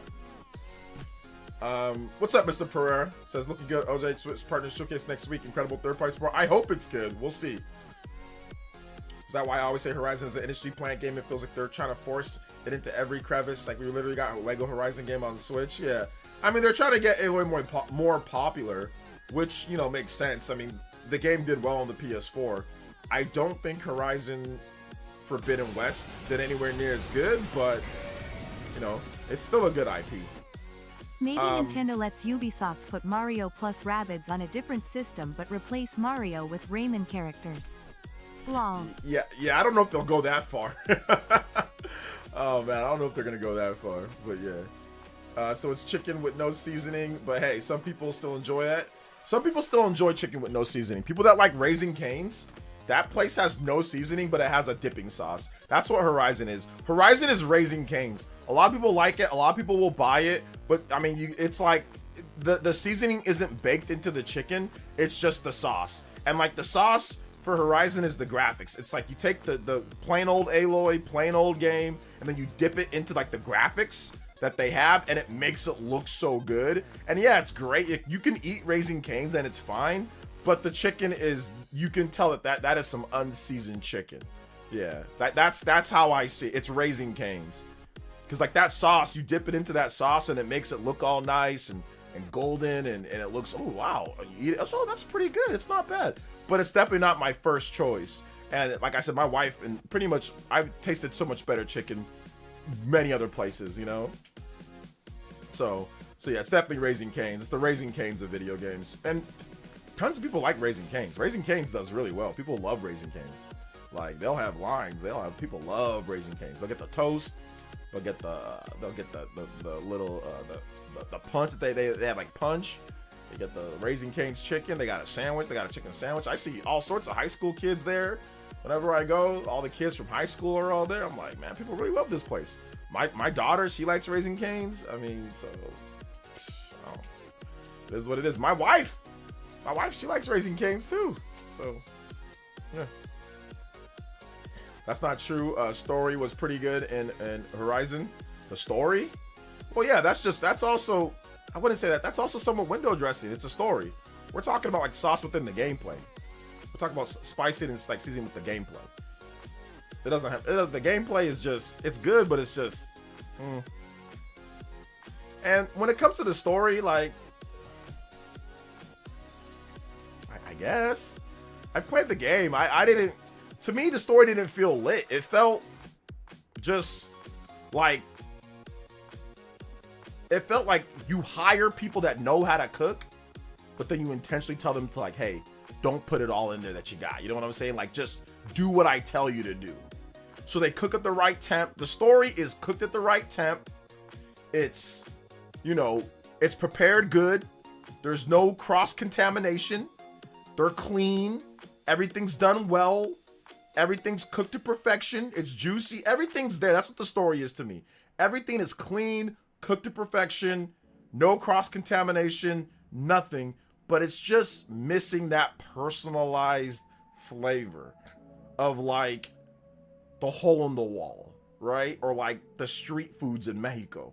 Or like, you know, the Nigerian street foods where it's like, yeah, this place is probably won't pass a safety inspection, but if you survive, if you eat it, you don't get food poisoning. Oh man, it's real good. You know what I'm saying? It's like everything is just by the book, and which is fine. It's by the book and done well, very well.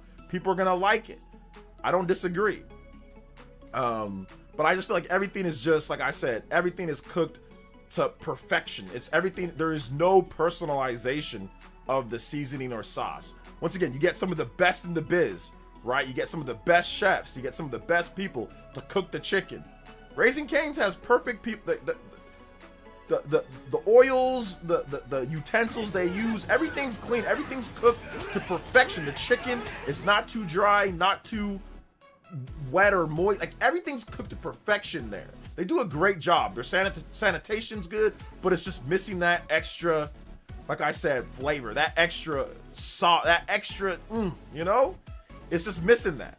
That's what it's missing. But everything is done perfect. Everything is done right. Everything's done clean. They're going to have an A+ on their health inspection every single time, you know? Yoshi with the $10 and says, Yossi.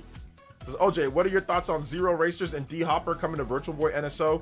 Do you think we'll see Nintendo eventually put more previously canceled games on NSO in the future? Yeah, it's possible because they've done it before. They did it with the Star Fox game. You know, they've done Japan-only games. So yeah, it's definitely possible that they continue to do stuff like that. Yeah, when the opportunity presents itself. And just like when the opportunity presents itself to hit us with one of these JOJOs.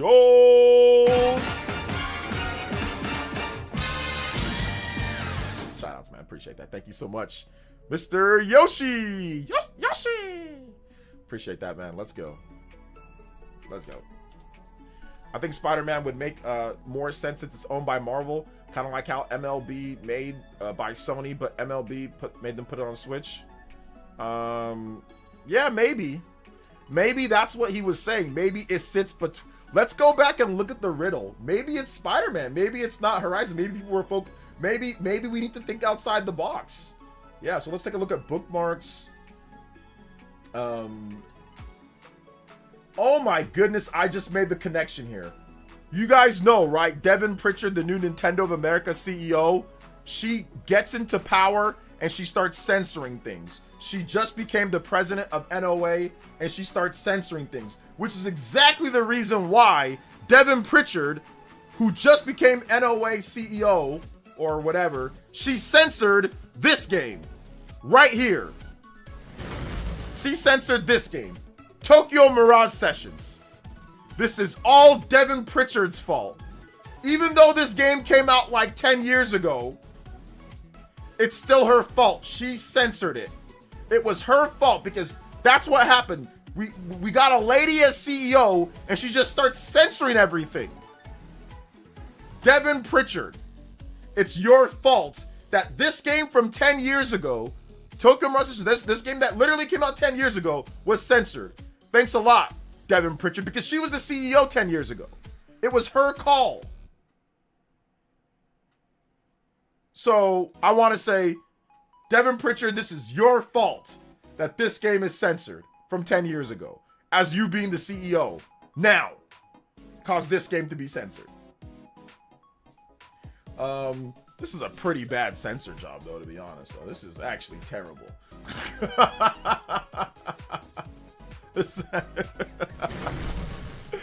Oh my gosh, that's actually terrible. All right, hold up. Let's take a look here, though. Let's take a look at this. Okay. Okay. Yeah, she also censored Mortal Kombat on the Super Nintendo. Okay, I sit beside legends, though none are my kin. I'm sold their same keys to let players in. I share the same screen and I share the same light, yet my bloodline says I don't belong to the fight. Maybe it's Spider-Man. Yeah, that riddle, I sit beside legends, though none are my kin. This is not related to any of these games. I'm sold their same keys to let play. Yeah, maybe it's Spider-Man. I don't know. Maybe it's Spider-Man. That would be a what the F announcement right there. Marvel Spider-Man, like the PS4 game. It could be Spider-Man. Yeah, I'm starting to maybe think about it. The way that his riddle kind of sounds, it sounds like, you know, because he says that a lot of people are so fixated on the image that they aren't analyzing the riddle. So maybe it's not one of these games. So maybe it's Spider-Man. Yeah, maybe it's Spider-Man. I sit beside legends, though none are my kin. That sounds like Spider-Man, because Spider-Man does sit beside all of these legends, right? Like, especially right here. I'm sold their same keys to let players in. That one I don't know.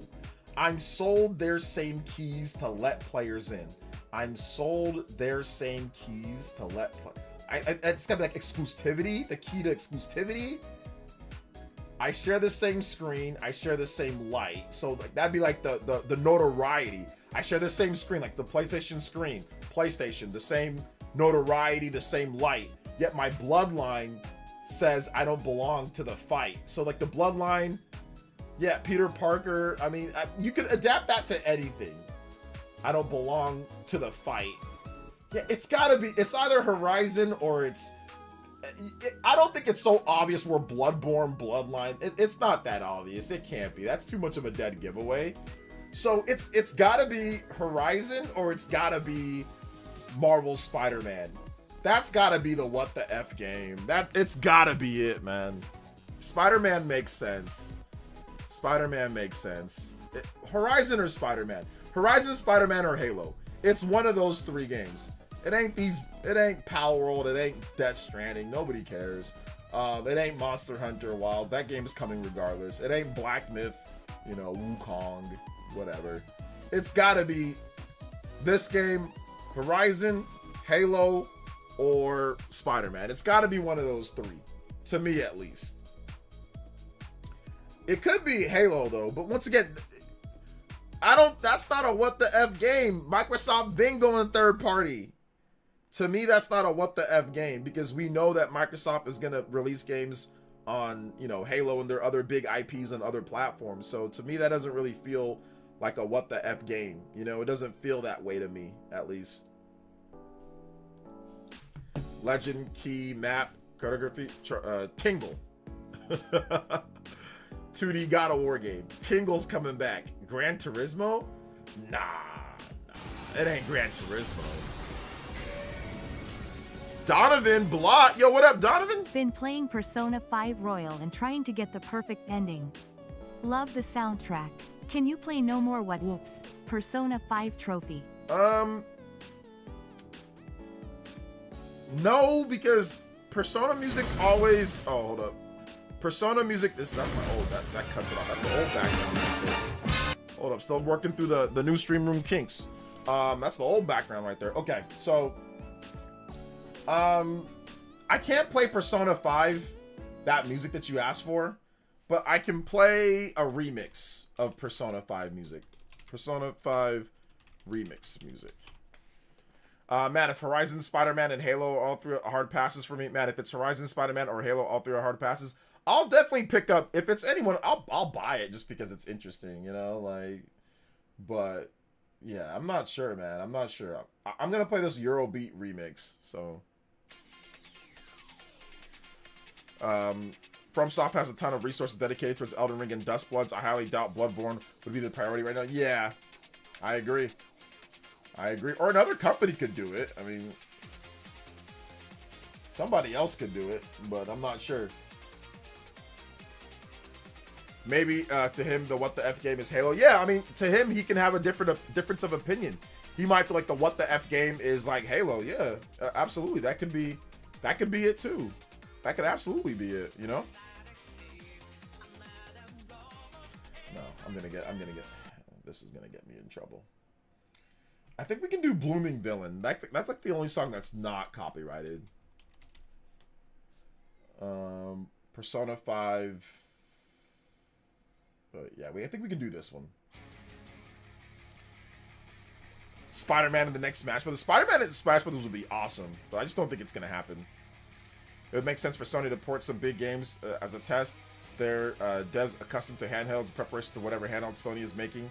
I'm not going to go that far. Yeah, once again, I don't know about all that. No, port big games like multiple, I can't. Right now, I can't make that jump right now, but we'll see, of course, you know? I can't make that jump right now, though.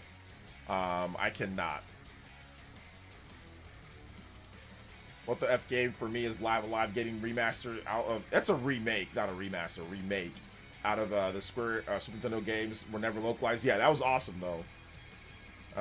OJ, I know this is a reach, but do we know if this isn't him teasing some of these characters might show up in Smash 6? I don't think it's a... Yeah, I don't think it's a Smash 6 tease, no. Maybe the game is Until Dawn? No, probably not. That's not a what the F game. That's like a... Why would you hype that up? Until Dawn? Like, nobody cares about that like that. So... OJ, look up Persona 5 Music Ensemble. They did some cool remix of Persona 5. Alright, for sure, next time. Next time.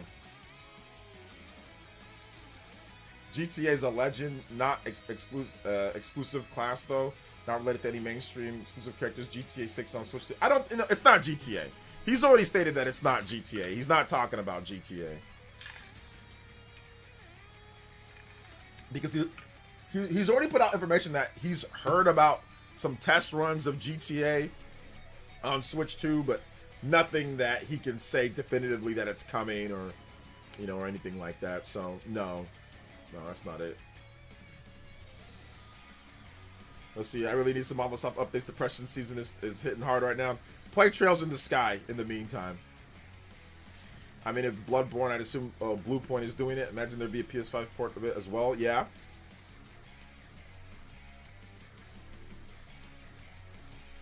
Let's see. What's up, OJ? Dig the room. Thank you. I appreciate that. What game would be great if it was real physical? Before we start complaining about real physical or not, can we at least get the game first, and then we can start crying about real physical or not? Jesus Christ. Oh man. Listen, these leaker guys are getting more annoying, to be honest.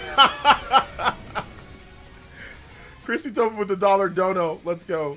We are 24 combos away from a 2x platinum on JoJo Fridays. Oh, I appreciate that, guys. Let's go. Appreciate it. Let's go. Let me read your comment. Hey, OJ, Xenogears related to Xenoblade at all?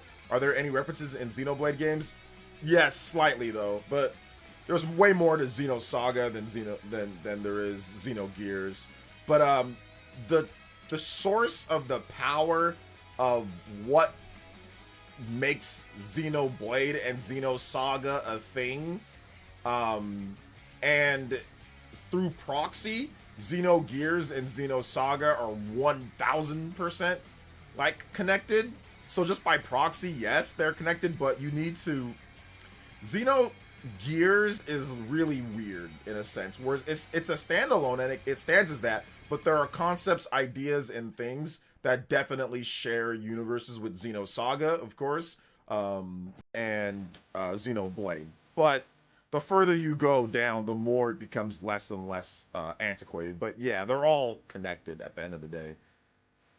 Yeah, Zohar or Conduit, yes. And I even think, in a way, the Udu or whatever his name is, I do think there are some things of where but this is just my own speculation, where he's pulling the strings and some other stuff that happens. But once again, I mean, obviously Xenosaga, yes. But yeah, the source of the power of pretty much the beginning of Xenoblade, you know, the conduit, Zohar, whatever you want to call it, that source of power is universal within all the games, within all, you know, every Xenoblade game. Well, at least up until the situation that happened, like the Kloss incident with Xenoblade 1. So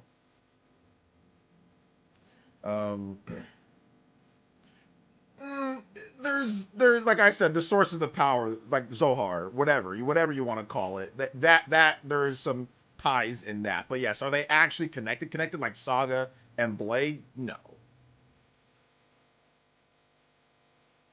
Um, do leakers in any way improve the industry? I think that they actually help with the excitement of certain stuff, like looking and like, for me, looking forward to a Nintendo Direct or something. It can also give us expectations of what to, what happens. But yeah, sometimes leakers can be annoying. Other times, like a lot of times, they're fine. There's nothing wrong with them. You can choose to pay attention or not. You don't have to listen if you don't want to. See, it's like there's a thing like Big Space Tower and some bringers. Big Space Tower connects a planet as well as two Xeno 2 vibes on the DS. Yeah, but once again, those things are not related in the same way. Leaf Storm. Um,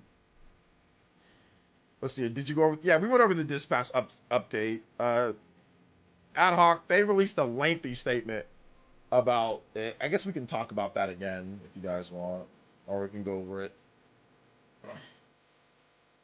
So yeah.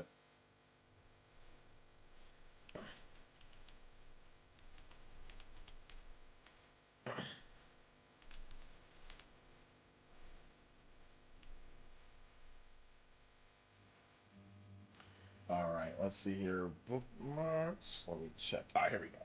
So here's what the dispatch devs had to say because Nintendo put out their statement. Um, Now we have a bigger statement from them. So it says, we've been quiet the last few days. This is from the dispatch devs. We've been quiet for the last few days, not because we don't want to address this stuff, but because we've been trying to make sure we're being good partners with Nintendo. They've made their own statement regarding this issue. As Nintendo states, any game that's going to be on a Nintendo platform needs to meet Nintendo's established content and platform guidelines. This is the key point. Nintendo has content guidelines. Our game didn't meet those guidelines, so we made changes that would allow us to release on their platform. That's what happened here. Honestly, we thought this would be obvious since we're the devs that released the fully uncensored version of the game on other platforms. We initially assumed, like some of you, that because games like Witcher 3 and Cyberpunk are on the platform with similar types of uncensored mature content, Dispatch would be allowed to do the same. During the porting process, it became clear that that was not the case. So we asked what we could include if that we could include a disclaimer on the store page to inform customers that content would be different than on other platforms. We worked with Nintendo to get that storefront language approved. Where we absolutely need to take full ownership is the placement of that disclaimer again. It was our intent to go out of our way to tell people looking to buy the game that the content was censored. While we didn't have complete control of the language, we did have control of the placement. Wires got crossed and we put the disclaimer in the field literally titled disclaimer instead of about the game section. We didn't catch this until after the launch when we saw people saying we should have called out the changes to the store page, and we went to go make sure it was there. It technically has been the entire time. He's talking too much. This is too big of a statement. It technically has been the entire time, just in the absolute worst spot that makes it look like we were trying to hide it. This is 100% our mistake, and it was fixed in the Americas store pages a few hours after launch to give more visibility. We've also added a disclaimer before purchase. As of writing this, the other regions have either published this change or are in the process of review. So what now? We're already working with Nintendo on a path forward. While we can't make any specific promises just yet, we're confident we'll be able to push an update to address at least some of the censored content. I'll get ahead of it now and say that between dev time and the console submission process, we're talking weeks, not days. To our fans who were looking forward to playing the uncensored version on Switch, we're truly sorry. People have the right to be pissed. Lots of lessons learned here. Thanks for sticking with us. More soon. So it looks like they're going to update it and get that new version ready to go.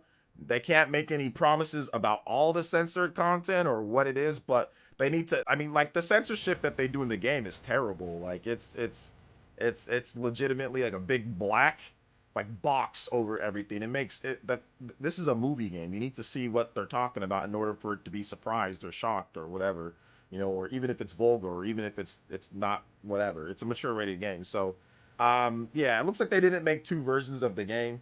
And he did mention, you know, CD Projekt Red, oh well, their game and all that. I think where he's not informing us is the situation with the certification in Japan. I think that's where he just decided to not talk about it. And I do think that that might be NDA'd, so he decided to not discuss it. I think that when he talked about wires being crossed and certain things like that, like guidelines and to release the game worldwide and all that, I think ultimately it's like I said, it's a little bit of both. It's a little bit of both with the blame to go. Certification process could take a while. Could be problems with getting it certified in Japan compared to the U.S. The price that it costs. Also them for, you know, not doing a great job of letting people know in terms of censored and not. But they're talking too much here. Like that's too much of that's too big of a statement to make. You should have just said, hey, look, we didn't do as good enough job to tell people about the disclaimer. It looked like we were trying to hide it, but we weren't trying to. There were some issues. Boom. One paragraph. That's all you got to do. Our bad about that. Hey, look, we're working with Nintendo. In order for this, it might take a few weeks. We want to get everything situated. Well, right now we're working on it. Obviously, enough people complained. Nintendo heard it. They made a statement real quick. They said, hey, look, we don't actually censor people's content. Like, so once again, that's why I kind of give a blame to a little bit of everybody here. But hopefully it gets fixed. They said it looks like they're going to address that. And yeah, if they start seeing sales and people canceling their pre-orders and not buying the game, then I think that they're going to change it. And that's what it looks like they're going to do. So there you go. Um, they should know how people feel about. They should. I mean, I think they should have anticipated this type of reaction. So I'm gonna get copyrighted too with this song. I'm definitely gonna get copyrighted. That's okay. They should have known how people feel about it. Like people don't like it, and especially in a game like this where gameplay is not really, you know, gameplay is not really a thing. Like in this game, it doesn't have like real gameplay. So yeah. So yeah, overall. Oh man.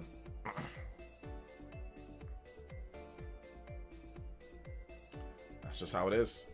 Very sus. Why not just do what they did on PSN? The certification process is different apparently for Nintendo in Japan and all of that. I'm not sure, yeah, what they did in Japan or how much it costs. I don't know the certification process of how much it costs. They might have tried to cheap out with the US version. So I don't know like the cost of submission and certs for Japan compared to the US with PlayStation and versus Nintendo, how long that takes. I mean, they might have just seen if they can get away with it. I don't know. I'm not sure. That's one thing that Nintendo and they have to go back to the drawing board on that one. So there's some slight strategy gameplay to it. There is, but it's a movie game type thing. Stop. I don't know why y'all keep on bringing in that lying bum here. He's already been confirmed to be a fraud. I don't know why y'all keep bringing him up. Who cares? Like his channel's gonna be irrelevant in like after this year. Let's see, it's still censored in Japan on PSN. Well, yeah, it's still censored, yes, in Japan. But like I said, I don't know the price for certifications, like two separate versions, like the prices for US compared to Japan, like PlayStation 5 compared to Nintendo and the prices for that. So I don't know. Yeah, again, I was waiting for the Switch 2 version. I just ended up buying it on PS5. Yeah, I'll wait. I'll wait. Like, I don't gotta play Dispatch right away, so I'll wait. If they get it fixed and I feel like buying it, I will. I might not feel like buying it, so we'll see. Let's see. If the game did not have reach being so high on the sales list, they wouldn't have said anything. Maybe not. I think it's safe to say developers of Dispatch really need to apologize to both Switch 1 and Switch 2 owners and Nintendo. They did. That was their statement. They said sorry. Cool thing about Nintendo not getting games day and date is that they get time to see which devs and pubs are worth supporting after release. Well, they're going to start getting a lot more day and date games covered. So yeah. Wait, maybe not. It's uncensored in Japan on PS5. It is not. It's censored. It's censored in PS5. It's censored on PS5 in Japan. I think I underestimated how much Grifting sells. His channel stay relevant, unfortunately. The amount of views and the amount of stuff in terms of that has went significantly down since last year. Like it's significantly down. I mean, there was videos that were 500,000 views, 200,000 views. He's not getting those views anymore. So yeah, I mean, don't get me wrong. There's still going to be a market for it, but it's going to be a very small market compared to like what it used to be. Once again, and why has the market changed, Felipe? What killed that momentum that he had? The fact that Switch 2 sold 10 million. Because he was telling everybody that it wasn't selling, and then it sold, and everybody's like, the people that weren't crazy, that saw him as a fraud, immediately dismissed him and said, this guy's a fraud. He's been telling us that it's not selling, and then it sold 10 million. So that lost a lot of the like I said, because there is a troll audience, and there is like a Nintendo sucks, I hate them audience, but there's some people that are also logical within that audience that want to know real facts and want to like if somebody lies like that, then they say, okay, screw that, I'm not going to listen to this guy, he's a liar. And that's the impression that I've got from the sharp decline in views from before then to now and at this point. So because people saw him as a fraud after that. So because I mean he is, I mean that was fraudulent.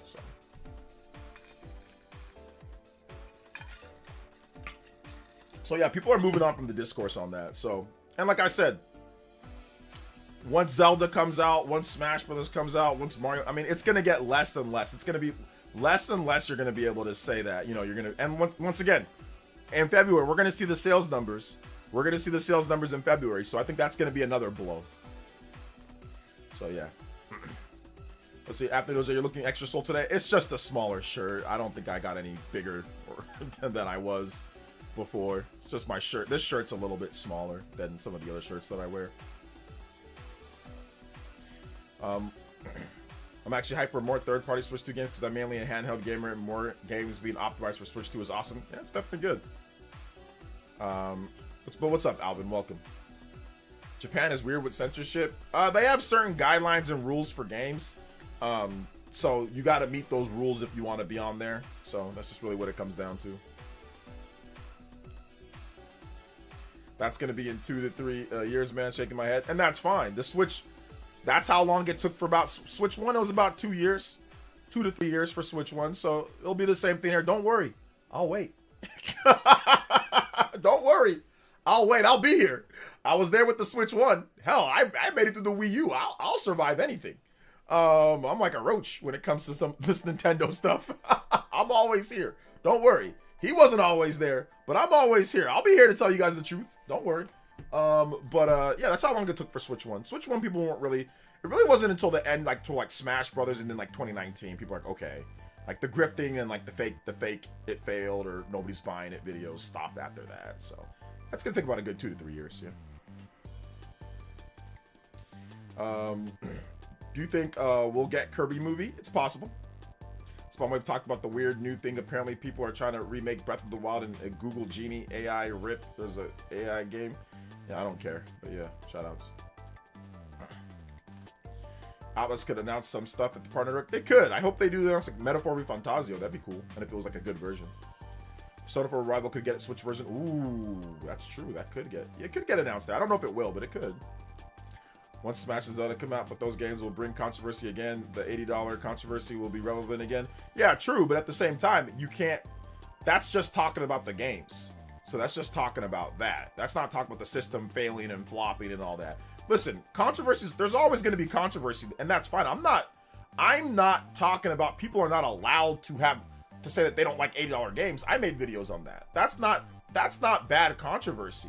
Saying, oh, I don't like the fact that a game is censored. I don't like the fact that a game is $80. I don't like the fact that, NSO games come out so slowly. That's fair and normal critique. I think you guys are, Felipe, I think you're misunderstood what I think is grifting and what I have an issue with. Let me make sure that I'm very clear with what I have an issue with. I do not have an issue with channels bringing up legitimate, fair critique and normal critique. You can critique the price of games. You can critique the slow drip feed of news. You can critique first party release lineups. You can that's fine. I have zero issue. That's normal, healthy, good conversation within a community, whether you're positive or negative on it. What I have an issue with is the manipulation of data and sales to make something look way worse than it actually is because you have a personal vendetta and because you want to make money. That is what I have an issue with. I do not have an issue with people that have simple critique or normal critique on lineups, releases, whatever the case is. I have no problem with that. I do that too. I have a problem with people who don't know their head from their ass when it comes to sales numbers, never talked about sales before, never discussed sales numbers before, don't give you industry-wide analysis, don't talk about PS5 sales in certain regions, don't talk about anything, but therefore all of a sudden turned into an analyst of sales out of nowhere because they can grift and manipulate data to try to get more views on YouTube, to make something look like it's failing because you are angry with the system. That is what I have a problem with. There are a number of content creators that do this. They take certain stories and they push it with AI slop and thumbnails as if they're some type of sales analyst and if the whole house is falling down when it's not. And they're liars. They manipulate data. They know who they are. They don't want to do debates on this topic. I had a debate with one guy on this topic and his whole response to me every time was, "You didn't watch the video. You didn't watch the video." And when I asked him, "Why don't you do this with stuff that you like?" he said, "Maybe I will, but I don't know. I don't know." They're doing it. It's very cut and clear what they're doing. A grift is a grift. Now this is, and I don't want to get into politics, and I definitely don't want to get into court proceedings, but there's this guy, there's this bald, Q-bone, Q-head looking guy named Tectone that got into a lot of legal trouble, okay? And in court, he admitted that he moved over to grifting about politics and about Hassan Piker and about this because he lost a lot of his audience. And he said, "Look, I lost my audience over this SA situation with this another girl. I lost a lot of my audience, and in order to cover that up, I moved over to grifting so I can make money." He admitted it. He admitted it in court. That is the truth. And I'm not saying that all these guys are doing the same thing as him, but what I'm saying is that is where grifting comes from. He had to admit it in court. Why did you start making this type of content when you didn't do it before? Well, I lost a lot of my audience because of the controversies and I need to make money. That is the reason why they're doing this. It is not because they want to cover the industry. It is not because they are being honest with themselves. It's because they want to make money grifting. That is a business plan. It's a business plan. It's not like, "Oh, I truly feel this." It's, "Oh, I can make money doing this." Manipulating data, lying, grifting. These are the type of things. It is a business plan that has worked in politics for a very long time. And all gamers are doing, or all people that gamers are doing, all they're doing is shifting their alliances and shift so they can get some of that pie. That's all they're doing. Okay? So I'm not talking about everybody's like doing stuff like Tectone. I'm not talking about that. I'm just saying that he had to admit it in court. Yeah, people aren't watching as much. I need to make money, so this is what I did. I shifted over to this. That's what these people are doing. They couldn't make money making regular content, making normal content. So they shifted over to doing this when they saw that they could make money, and then they have to stick with it because that's your new audience. That's what this is about. That's exactly what this is about. And that's what these Nintendo Switch 2 grifters are doing. That's what these grifters are doing in all walks of media. You know? So that's the reality of the situation, guys. Shout outs to that nerd JB with the $5 and says, "Sup, OJ, we're digging ourselves out of this ice. Hope you're staying warm." I am staying warm. Thank you. I appreciate that. My nice, cool 60 degrees. I'm sorry that you have so much ice and all that, man. I'm sorry. So I just want to make sure that I'm very clear with that. People can clip this, put it on their channel, say whatever you want to say. I have no problem with legitimate critique. $80 games is a legitimate critique. I just critiqued $80 games just the other day. If you watch my videos, I just critiqued it. I'd be a hypocrite if I had a problem with people critiquing prices of games or release lineup, or if you're not getting this or that. That's fine. I don't have to agree with it, but that's normal stuff that we've been doing for decades. This sales grift stuff where you're sitting there and trying to act like it's not selling well and manipulating data. Oh, slow week in Japan. It was the #1 selling system in Japan. Like that type of stuff is what I say is a grift. And I will sit here and say these people, their days are numbered on stuff like that. You're not going to make the type of money grifting off of sales numbers. Sales grift is the highest level of money. Complaining about $80 games or complaining about release lineup or I don't have Mario right now, like, oh my gosh, who gives a crap? Like at the end of the day, like that's typical, that's normal. But when you start making it seem as if the company's in dire trouble by manipulating sales data, that stuff gets you way more views, or people aren't buying the system, or it's not selling. That stuff is way more harmful and gets way more views. But that crumbled when Nintendo sold 10.36 million, and it's going to crumble again when Nintendo releases their latest sales data. It's gonna crumble again, you know. So yeah, that is my thought. I want to make sure that I'm very clear with that, because I think some people think that anytime somebody criticizes Nintendo, I have a problem. Absolutely not. Absolutely not. So there you go. Curious. Let's see here. Wonder if Colt Eastwood will cover PS stuff going forward. Of course he's going to cover PS stuff. He's been covering PS stuff. Remember thinking we'd get 3D Mario in 2024? You were wrong. So that type of audience don't stay long. I mean, that type of audience will stay as long as you cover the grift. But once again, your grift needs to be more ambiguous, or it needs to be factually correct. The problem that we saw with some of these guys is that their grift was false. They were telling us that the Switch 2's not selling, nobody's buying it, demand's been satiated, nobody cares, and then it sold 10 million. And they went into full damage control mode. Then they went into full damage, saying it's just shipped, it's just this, Nintendo's forcing retailers to buy systems, like all this nonsense, made up garbage. They went into full damage control mode because everyone called them out for being the pathological liars, manipulators that they actually are. Once again, another reason why these people don't want to do debates on sales numbers. You don't want to debate people that actually know the sales numbers. You don't want to debate people that are actually analyze sales numbers. You want to manipulate really stupid people that don't research, that don't know what they're talking about. Those are the target audience for you to make money. Really dumb people. But smart, intelligent people, smart, intelligent fan bases, you want nothing to do with those bases. And the reason why you want nothing to do with them is because those bases can call you out and call your grift.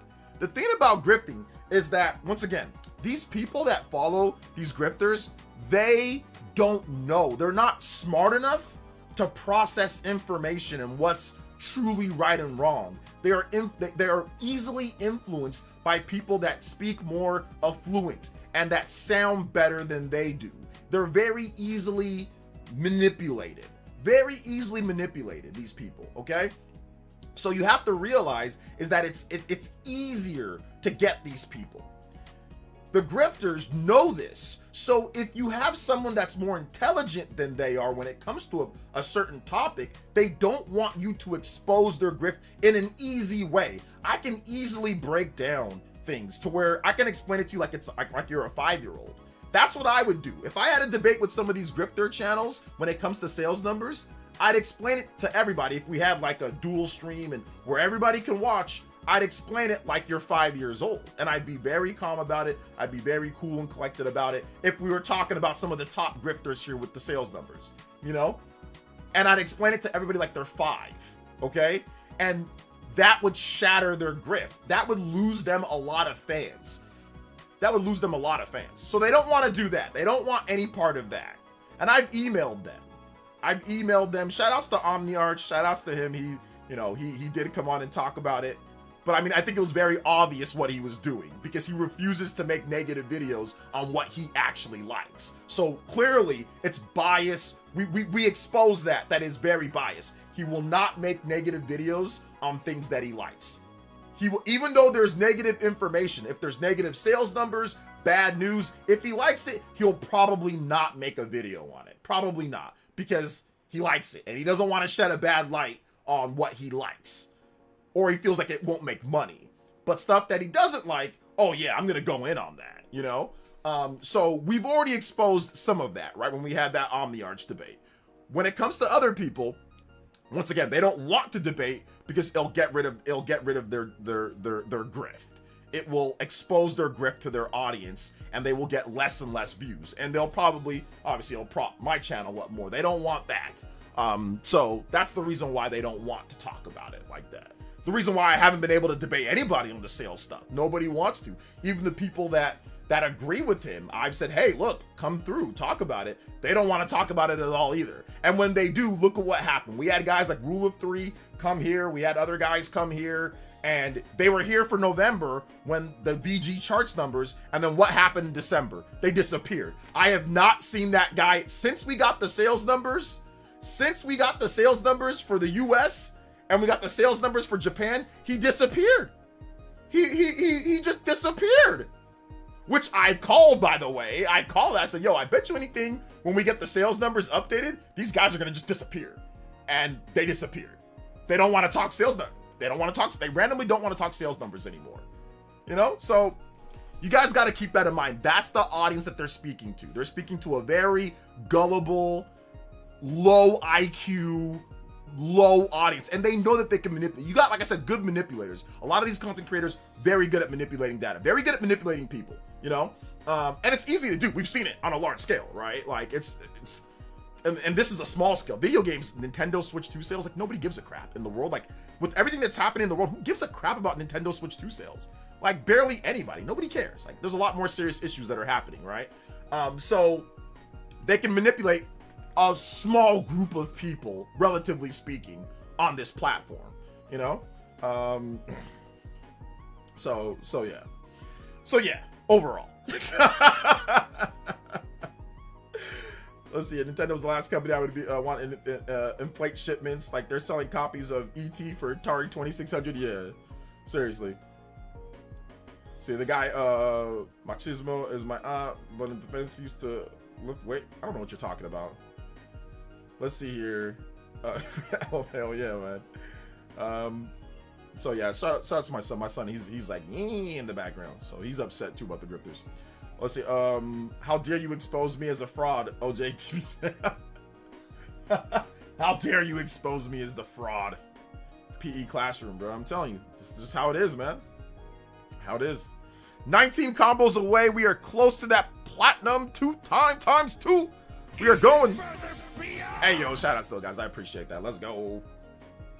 I credit their audience with being easily manipulated more than being tainted manipulators. I mean, I think that being manipulated, once again, a lot of the audience leads to them saying stupid things. But like I said, a lot of people aren't smart. Like, you also have to realize that, like, a lot of people are just dumb. So it's not their fault. Like, it's not 100% the audience's fault for falling for some of this stuff, because a lot of people just legitimately don't have the brain power and don't have the comprehension skills and don't have the research skills to truly look this type of stuff up. They're easily influenced by what people say. And like I said, listen, man, this is something that's as old as time itself. There's always going to be people that are just intellectually low level. Not that they can't function, not that they can't have a job and work and be good people, but there's just always, and I hate to say it that way because it sounds like I'm being like high and mighty, but let's just be realistic here, guys. For all the things that people fall for in this world, how many dumb things do you see people do on a daily basis in this life? You see people commit these stupidest things, these stupidest murders, these stupidest self-harm, these stupidest things you see people commit daily in this life. And nobody likes to say it, or they like to blame it on other things, but the reality is that there's a lot of people that just have a really low level of thought process. and they're easily manipulated. We see it all the time. It's common, and it's hard for people that do have a certain level. Like, why would you do that? Why would you do that? It's hard for us to think that way because we don't, because it's like, there's nothing wrong with you, you're fine, right? But you really have to treat the internet that way, that a lot of people cannot read at a high level. A lot of people cannot comprehend at a high level. A lot of people just can't. They just can't. I've debated people that have legitimate 6th grade reading level, that use AI to answer every question. You know, that they can't, they come to a debate and they legitimately don't know words that they accuse me of doing. I had one debate where a guy accused me of brainwashing. I asked him, what is the definition of brainwashing? He says, I don't know. That is a tiny brain, right? That is like, that is tiny. Somebody stupid says that. Nobody intelligent would do something like that. Nobody would go to a debate or go to a discussion, accuse somebody of doing something. You're doing this. And then when they ask you, well, what did I do? When did I do it? What's the definition? I don't know. That is small brain. I would never, ever, right? I would never go to a debate where you have a debate in front of thousands of people or hundreds of people or whatever the case is and accuse somebody of doing this and that, and you say, you're doing this. And then they ask me, well, what did I do? Define it. And I'd be like, I don't know. I don't do that. Smart people don't do that. I don't know everything, but there's no way in hell I'm doing that. I'm gonna at least explain myself if I'm gonna accuse somebody. So think about that for a second, right? Like, that is the intellectual level comprehension of a lot of people are low, and they're easily manipulated by things. They use AI for everything. They use Grok for everything. They just simply can't critically think at an advanced level. So manipulators in all walks of life, not just video games, but in all walks of life, manipulators, they get a hold of these type of people. And when they hear something, they think, oh, it must be true. This person's speaking good. He looks, or it's a clean presentation. He must be right, you know? So, I don't know. Like I said, it's just how it is, guys. I don't blame these people, though. It is what it is. Just if you were born that way, or just how you are. Like, that's just how your education was, or whatever, you know? Let's see here. That's why I said that the average reading level in the US is 6th grade. That's about what you see in terms of comprehension and critical thinking, is about 6th to 7th grade. Like, it's not that much different. Outside of like a 6th grader or 7th grader, the reasoning for a lot of these people is very close. Like, when I talk to my daughter about certain things, and when I talk to people online, her reasoning and their reasoning are about equal. Her reasoning is actually a little bit higher in some sense. Like, when I talk to her, like, problem solving, critical thinking, she actually thinks a bit higher. I mean, she's in 8th grade, so she's actually a bit higher than people that I debate with on Twitter sometimes. Like, so yeah, that's about right. It's about 6th to 7th grade level of who you're speaking with. If you have a disagreement with, chances are they really can't read and critically think past that level, you know? Yes, they're an adult. They know certain things that maybe a child wouldn't know about certain topics or aspects, but from a critical comprehension, thinking, reading level, it's not much better than what you'd see from a 6th or 7th grader, you know? So you got to think about that too, as well. Let's see here. Cease OJ got the fresh fade and room reveal. My boy ready for that direct once again. Yeah, we ready for the direct, man. We ready for the direct. Let's go. I hope they shadow drop Fallout 4. The finale comes out next week. Yeah. Actually, average reading level in the US is 6. Yeah, 6th grade. So, like I said, I'm not trying to hate. I'm not trying to tell people that they're dumb. I'm not trying to do any of that, guys. I know it sounds that way, and which it sounds bad, but I'm just trying to explain to you guys, why do so many people fall victim to easily being manipulated, or easily being fooled, or easily being tricked, when the information's right there. That's why. That's why they, you know, that's what happens, you know? Can't give these grifters any energy. We all know what they be talking. Yeah, exactly. I'm just trying to coast till fever drops. Yeah. So, COJ got shout outs though. Appreciate you, Arkham. The world is cooked. Ascend the asteroid. No, listen, man. For all that I said right now about certain things, man, for everything that I said about it, the world's still beautiful, bro. There's still a lot of good things happening. And like I said, a lot of these people, however you feel about certain things being manipulated, they're still people. They're still, you know, they still do a lot of good. They can be good people. They can be bad people, but there's still a lot of good people. Listen, we've all fallen victim to things. We've all had our stupid moments. I'm not Einstein. I'm not a boy genius or anything like that. Let me just be clear. Let me just make sure that I'm clear about this too. I'm not the smartest person in the world. Obviously, I am not. I am not 10,000 big brain IQ. I am very, I would probably say like average or above average, a little bit above average when it comes to that. I'm a 3.0 student, you know, in college. So I'm not like I was pulling 4.0s. And I mean, well, no, I was a bit better than 3.0, but whatever. I'm not like I was the smartest in my class every single time. That almost like never happened, unless it was history. I'm very good at history. So yes, I was the smartest in my class in history most of the time. But outside of that, or PE, I was the best in class in PE, but that's not brains per se. But I'm not trying to say I'm the smartest person ever or anything like that. I'm not. But what I do know is that I'm not going to let somebody tell me this is selling terrible and all this, and then give me no actual data before we actually see the sales results. I'm not going to be manipulated in that type of way. I'm going to say, okay, here's the data that we have. Here's what we know. Here's what's been announced. We'll see what happens, especially after, let's say, for example, we get data that, okay, Switch 2 is the fastest selling system ever, like the most sold in the first 3 days or whatever.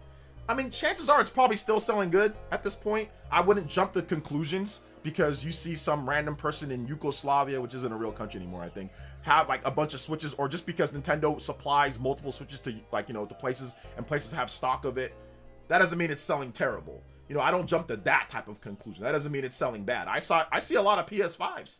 I see a lot of PS5s all the time. All throughout the year, you can see PS5 stocked everywhere. Does that mean PS5 selling bad? No, it's selling good. You know, like sometimes I see more PS5 stocked in places than Xbox Series. Does that mean that Xbox Series is selling better than the PS5? Absolutely not. Heck, sometimes I see more stock of the Switch 1 than the or less stock of the Switch 1 compared to the Switch 2 and the PS5. Does that mean that Switch 1's selling better? No. No, doesn't mean that. So like I said, it's stuff like that, right? I'm not easily manipulated by people that are willing to use such flimsy data to make their points. To make a big point, like, oh, nobody's buying this, you know? And then all of a sudden 10 million units. Well, what happened? Well, now I gotta explain why, what happened. Oh, well, Nintendo's forcing developer or retailers to buy units.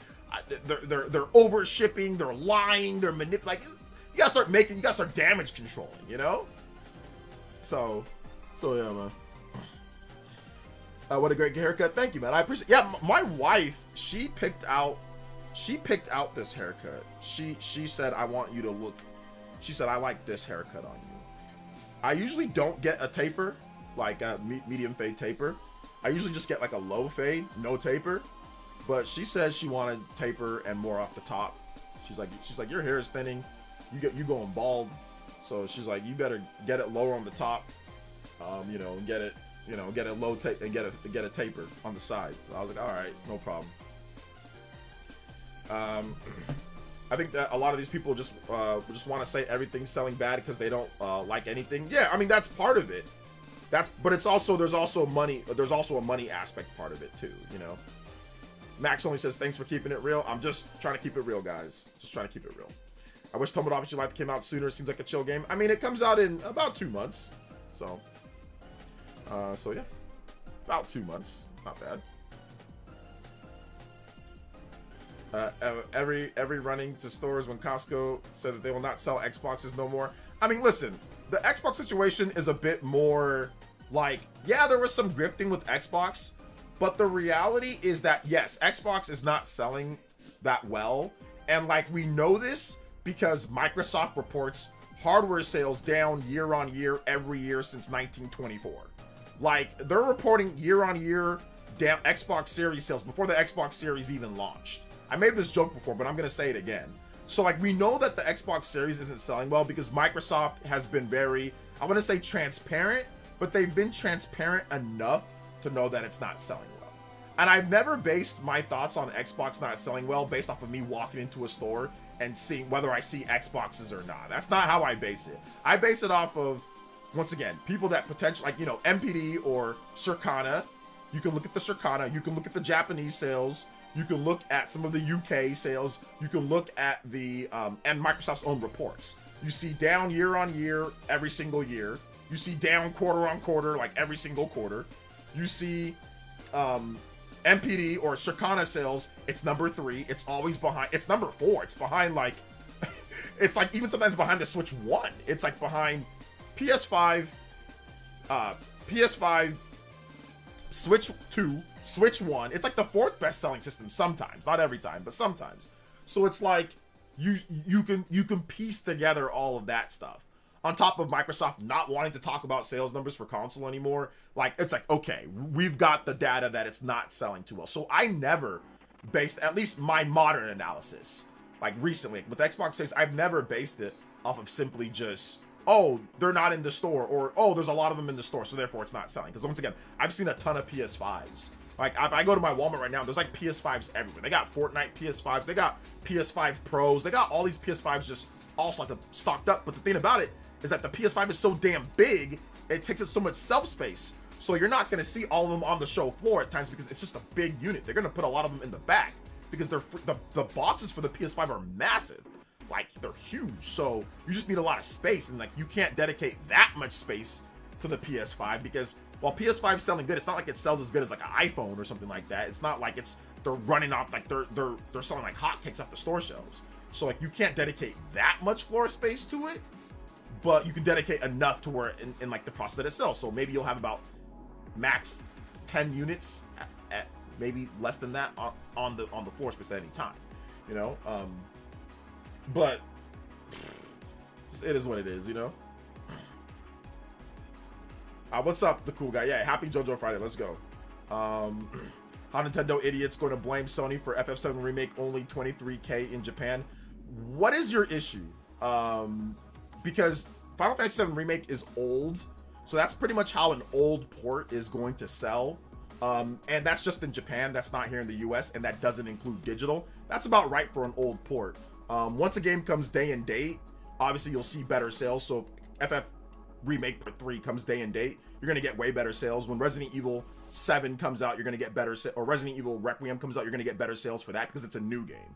So when a game is 5-6 years old, don't expect huge sales with that, which I didn't expect huge sales with it, but it's going to sell good enough for an old port. I think it's going to sell hundreds of thousands of copies. So nobody's blaming PlayStation for that. What people are saying, Red Nanaki, what people are saying is that people are saying that Sony, or not Sony, that Square Enix is not selling enough. They said they're not selling enough. So you need to direct your anger. You need to direct your anger towards PlayStation on that one because they weren't able, or to Square Enix, because they weren't able to sell enough. So they had to expand to other platforms. So direct your anger towards them. When it comes to Dragon Quest is significantly more popular than Final Fantasy in Japan. In Japan, significantly more popular. Dragon Quest 11 blew Final Fantasy VII Remake and blew pretty much almost every Final Fantasy out of the water when it originally released on PlayStation 4 and the Nintendo 3DS. Blew it out of the water. So Dragon Quest is way more popular in Japan than Final Fantasy ever will be at this point. So that's the reason why Dragon Quest sold better. And if you're looking at Dragon Quest 11, that port, that was only 2 years later. The original came out in 2017. Dragon Quest 11, the S version, that came out in 2019 on the Switch 1. So that was only 2 years later. I think if for some reason there was a Switch 2 and it came out only 2 years later after FF7 Remake, it would have sold significantly better. But the longer you go, the more people actually play it on different platforms or something like that. So once we start getting games day and date, FF7 or like FF games day and date, the sales numbers are gonna go a lot higher. But at this point, it's nearly 6 years old, so I didn't expect anything crazy at this point. So direct that anger and direct that malice not towards Nintendo fans, direct that towards Square Enix because they're the ones who said that it's not selling enough. So direct that towards them. They said it. Everybody else is just repeating what Square Enix said. So there's no point in getting mad at Nintendo. I know you came here to bitch or came here to, oh, here's Nintendo fans. Let me go talk to them. And I think that you thought that you had something, but you really don't have anything. You don't have anything, and that's okay. I'm more than willing to educate you on this topic, you know.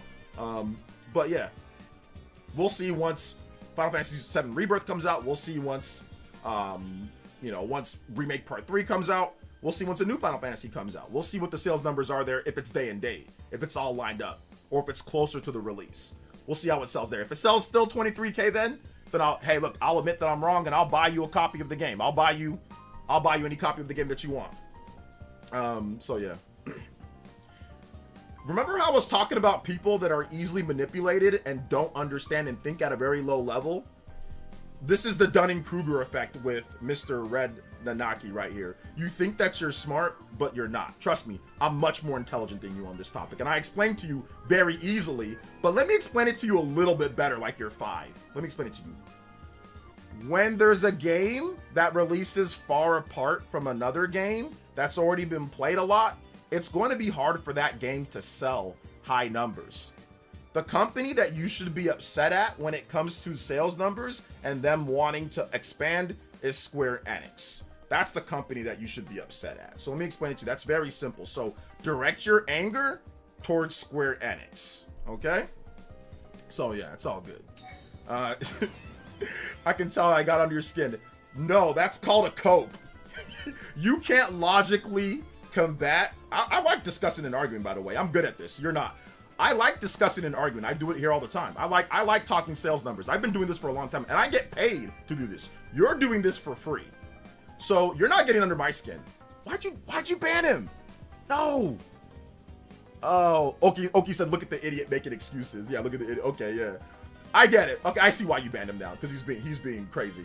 But yeah, this is my job. I can do this. But like I said, as a game gets further apart, you're going to see lower sales. You're not going to see super big sales on a game that's 6 years old at this point. Once we start getting more day and date games, then we'll see that. Let me give you another example of this. Is Resident Evil Requiem. Will that only sell 23K in Japan? Probably not. It'll probably do significantly better than Final Fantasy, because Final Fantasy's old compared to Resident Evil Requiem being a brand new game. So I'm guessing that Requiem will do a lot better on Switch 2. So that can be a barometer right there, right? We can look at that. Now, if Resident Evil Requiem only does 23K in Japan, then I'd say, yo, like, what's going on here? I'd say that there's a problem. You know, there's definitely an issue, and I'd admit fault there. But I doubt that it will. I think it'll do much better. Because think about it for a second. Is Resident 23K, right? There's games like Astral Chain. That's a brand new game that released on Switch 1. Is that more popular than Final Fantasy in Japan? Of course it's not. But it did better just because it's a brand new game compared to an old port. So it's not about excuses. This is the reality for PlayStation, for Xbox, and for Nintendo. The closer it is to day and date, the better the game will do. Just plain and simple. The closer it is, the bigger install base, and the closer it is to day and date, that's how the games do when it comes to sales. FF7 Remake, people have already played. A lot of people in Japan have already played it. It's already been played by a lot of people. They're not going to buy it again. However, you get a brand new game that comes out around like, you know, day and date or around the same time, it's going to sell a lot better. You know, you brought up Dragon Quest, but once again, Dragon Quest is significantly more popular, and Dragon Quest still sold significantly less than what it did when it came out on PS4 at launch on the Switch 1. If you compare the sales of Dragon Quest XI on PS4 compared to Switch 1, it sold significantly less on Switch 1 compared to PS4. Because there's a lot of people that already played it on PS4 or already played it on the DS. It sold a lot more on the, 3DS. So it did still sell less debut sales than what we saw on the PS4 and on the 3DS. So I know you tried to use that as a game, but that still sold way less, you know? However, if Dragon Quest XI launched day and date in 2017 on the PS4, 3DS, and the Switch, the sales would have been significantly higher on the Switch. People would be like, okay, cool. I'll go out there, pick it up, get the Switch, blah, blah, blah. It'll be great. But I mean, at the time, Switch 1 was having supply constraints. I mean, I don't know if they'd even be able to supply enough Switch 1s for that anyway. So maybe it was even better that the game waited a little bit, you know? So yeah. But it's all good, Red Nanaki. It's all good, man. Usually when people start saying, I know I'm making you mad, I'm getting under your skin, that's when you know that you're getting under their skin. That's when you know that they're projecting, because he got tilted that I absolutely obliterated what he said. He got tilted that I obliterated what he said with facts, with actual data and facts. But yeah, once again, any anger that you have when it comes to sales with Square or with Final Fantasy, it should be directed towards Square Enix. They're the ones who said that it didn't sell enough. They're the ones, they said it, you know? So Square Enix knows that they need to sell more copies. We know here in the US, Final Fantasy VII Remake Integrated is back at number 1.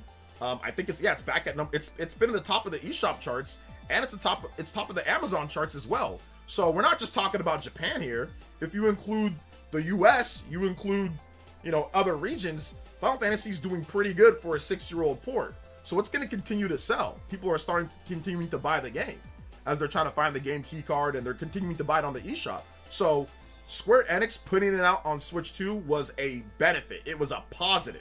That was the thing that they needed to do, you know? I'm looking forward to see how RE9 sells on Switch 2 since it's day and date. Yeah. Says, these live streams are lit. Yeah, they're fun, man. They're fun. People have been trying to get under my skin today between the situation with the dono with my wife and between this guy. But no, I'm cool as a cucumber, baby. I didn't ban him. Bead Queen got enough, and you know, I trust Bead Queen. She's the homie. So Bead Queen had enough, but he started getting kind of violent, or not violent, but he started getting kind of crazy, you know, because I cooked him. I answered his question in terms of like the 23K and all that type of stuff, and I gave him a good rebuttal, and he started getting a bit salty. He started accusing me of I'm upset and I'm this and that. But it's like, wait a minute, I just answered your question, dude. So that's when I was like, okay, hold up. We got a Dunning-Kruger. We got one of these guys who thinks that he's smart, but he's not, you know, like, so he started getting salty when I obliterated his point. So Meat Queen then he started calling me an idiot and all that, and you know, so the Meat Queen just said, okay, this isn't going anywhere. So sometimes y'all gotta save me from myself, because I'd be going back and forth with that guy for a while before I ban him. But if y'all think that it's going down a path, go ahead and, you know, let him have it.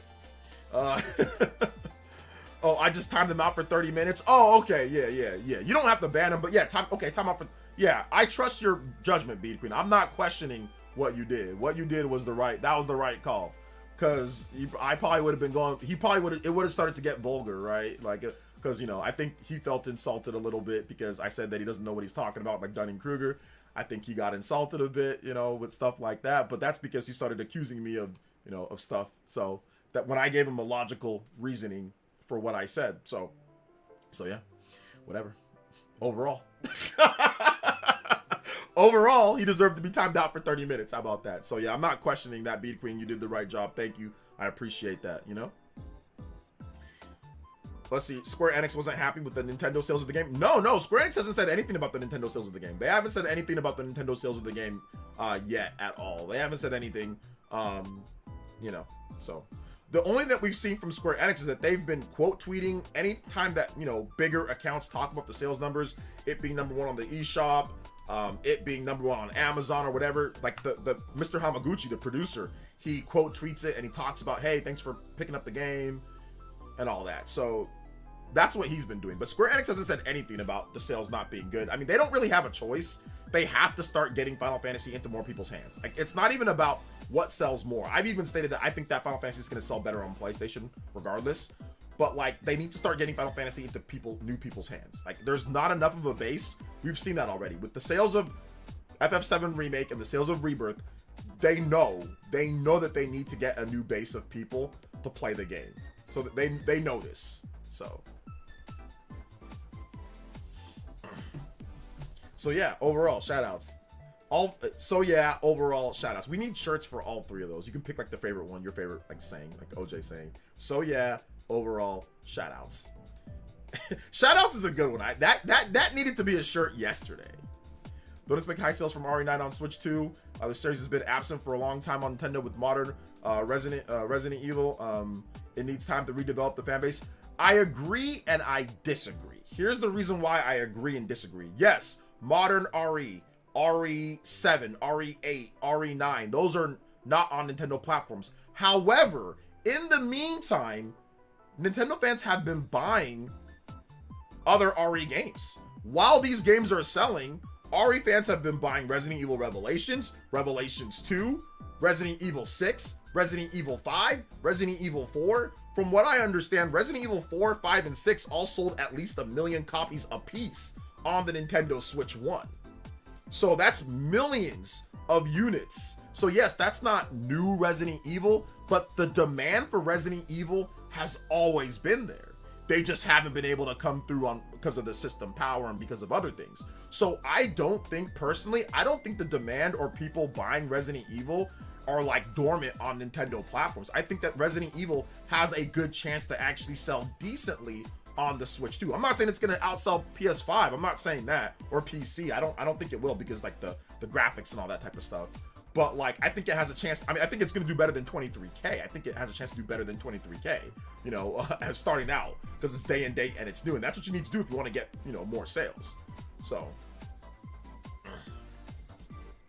I'm gonna be honest. If it wasn't for Switch, I would never tried RE6. That's what. Thank you. There goes Bubblegum Crisis. Says that if it wasn't for Switch, he probably would never even played RE6. RE6, RE5, RE4. Those did surprisingly incredible considering how old they are. And once again, it wasn't like this showed up in the Famitsu. This didn't show up in the Famitsu charts. These games weren't selling hundreds of thousands of copies in Famitsu. It was just over the course of time. Sales, discounts over the course of time. People were just picking them up random. Oh, Resident Evil's on there, cool. I'll go ahead and buy that for 20 bucks, or I'll buy that for 25 bucks, or whatever the prices were. And I think, like I said, all the Resident Evil games, 4, 5, and 6, I don't know about Revelations, but 4, 5, and 6 all sold at least 1 million from what I understand, from the data that's out there. 6 for sure. So I think that there's still a vibrant base of people that want to play Resident Evil. They just bought what was available to them. And what was available to them was Resident Evil Revelations 1, 2, 4, 5, and 6. That's what they had. That's what they bought. So I think that if you start supplying new Resident Evil games, the people are going, okay, cool.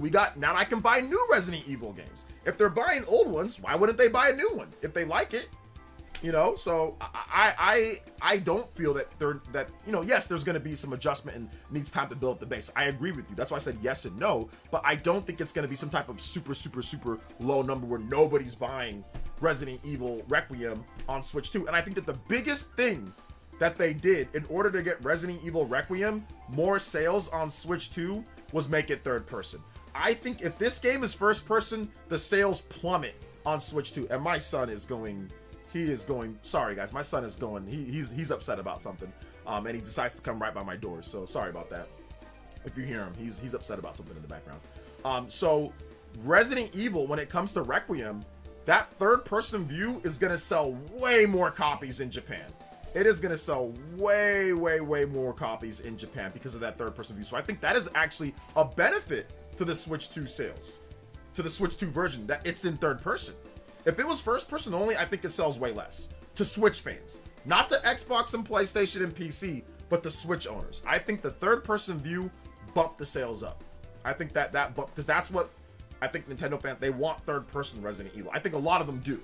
I think a lot of them they remember Resident Evil from the GameCube. They remember Resident Evil from the Wii. They remember Resident Evil even from the N64.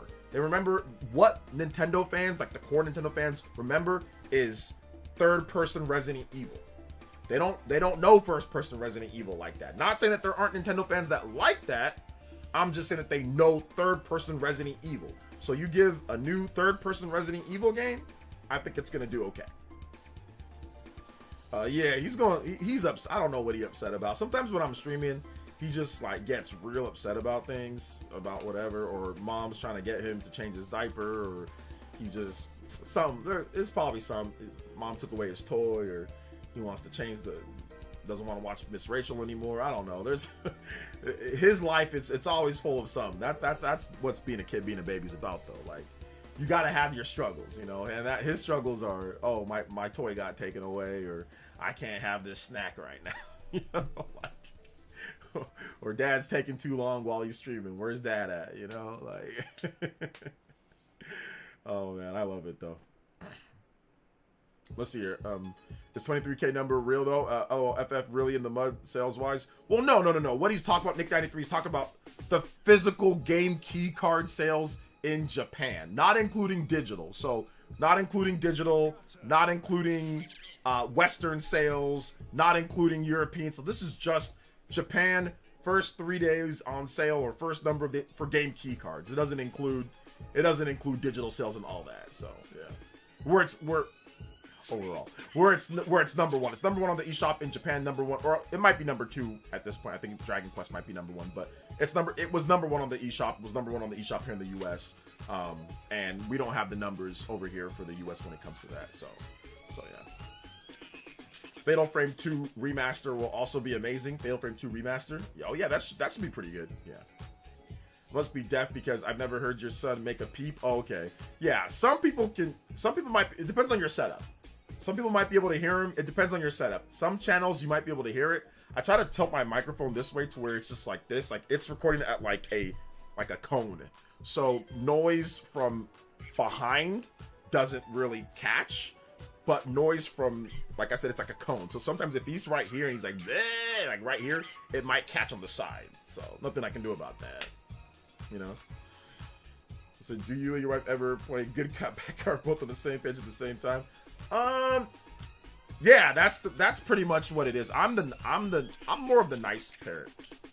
I'm more of the, you know, nice one. She's more of the, okay, discipline one, more so than me. I do, of course, when I need to discipline, I discipline, but she's a bit harder about the discipline than I am, so. Do you think we'll get a Switch 2 version of Mario and Luigi Brothership? I hope so. I don't know if we need a Switch 2 version more so than we just need a update. We just need you know, an update for the game. So yeah. Mam Meat Rada, thank you for the subscription too. Big love. That was 15 minutes ago, but thank you for the subscription. I appreciate that. Let's hope so, but I think Capcom and Square still have some work to do to redevelop a strong fanbase on Nintendo platforms. I mean, I don't know what else they can do outside of releasing their games. I mean, that's what they do, release the games and people will buy them. So I don't really think it's anything to be too worried about or anything like that. Whatever happened to Revelations 3? I forgot about that game. What happened to Revelations 3? I think RGT and Nate the Hate made a video on that. So I think if you go on there, there might be some more talk about that game.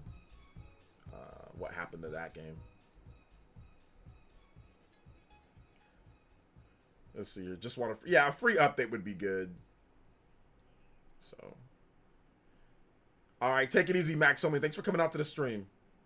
I took a PTO day for RE. Hype, nice. Let's go. Gotta use those PTO days when you get them. You know, gotta use them when you get them. So, let's take a look if there's anything updated too. Make sure you guys hit that like button. If you have not hit that like button, hit that like button. I'd appreciate that if you guys did. I think there's somebody ringing the doorbell too. So give me 1 second here, guys. Make sure that there's not somebody crazy at the door. I'll be right back.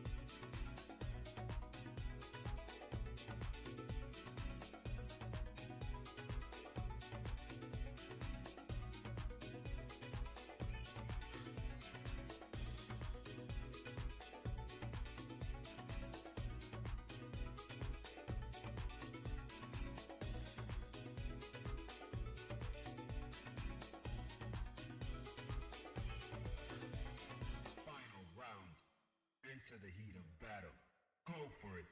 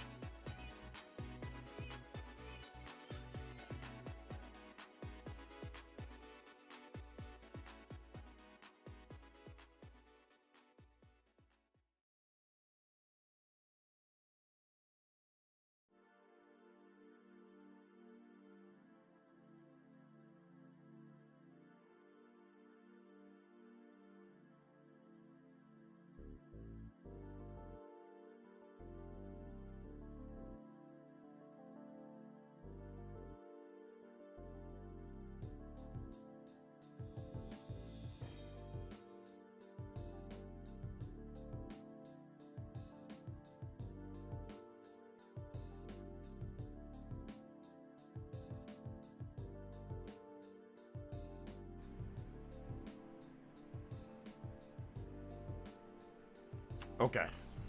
Sorry about that, guys. I left my glasses out there too, but no, it was actually just my wife. She had a little issue with the car and all that. So what we're going to have to do, I have to take care of that though, because I think the keys were locked inside there. So I've got to find the spare and I've got to take care of that. So she was a bit upset over that. But so yeah, we're going to probably call it for tonight. Sorry about that. I mean, we pretty much streamed for almost the whole time. I think I have about 15 minutes left, but yeah, we're probably going to call it for tonight, guys. Let me take care of that. Little bit of an emergency. Nothing, like I said, nothing too crazy. Just the keys are there. So I just got to find the spare and we can get that unlocked and all that. So, all right. So, I want to say thank you guys to everybody that came out to the stream today. Seriously, thank you guys so much. I appreciate everybody that came through to the stream. Sorry about that. Sorry about like the last 15 minutes. So we'll be back tomorrow for like another stream. So I'll be back tomorrow, probably for like the Spawncast pre-show. We're gonna have that. But if you haven't seen my most recent video, I highly recommend checking it out. Talk about the Nintendo Direct situation got worse, and discussing some of the stuff that we could see at the show and other things. So if you haven't seen that video, check it out. So once again, sorry about that, man. Sorry about that. But yeah, I gotta find that spare and I gotta get that, or I gotta call a locksmith or something. So we'll do that. So thank you guys so much for coming out. Yeah, I'll get it sorted out, guys. It's no big deal. If I can't find it, then I'll just call a locksmith and we'll get it open. No big deal. Where's the Slim? I don't have one. I don't have one. Although I mean, I might be able to get one from somewhere, but yeah, we'll see. But all right, guys, thank you so much for watching. I appreciate that. Big love to Justin and Shot X and everybody that made JoJo Friday combo breaks super fun. Donnie, thanks so much. Yoshi, Party Man, Broads Gamer, Galar, thank you, man. I appreciate that. Johnny, big love. Ronam, welcome. Thank you so much. Uncario, big love to Uncario. Multiple donos today. Thank you so much. Elp, Chrono Rig, Roger E, Anderson, thank you so much. Michelle, and once again, yeah, Party Man, thank you. Glad you guys liked the new setup, man. I thought the new setup was dope, so thank you so much, man. Appreciate you guys being awesome. I'm glad you guys like the setup, man. I like the setup too. I think it's fun. I'll also change stuff in the background too. Like I'll change out things and I'll do like I'll switch it up. Like on the shelf, I'll switch it up for sure. I'll switch it up. So it'll be fun. It'll be fun. So all right, guys, love y'all. Check out my most recent video. Go watch it right now. If you've already watched it, we'll go watch it again. And yeah, we will see you guys for the next one. All right, guys, peace out.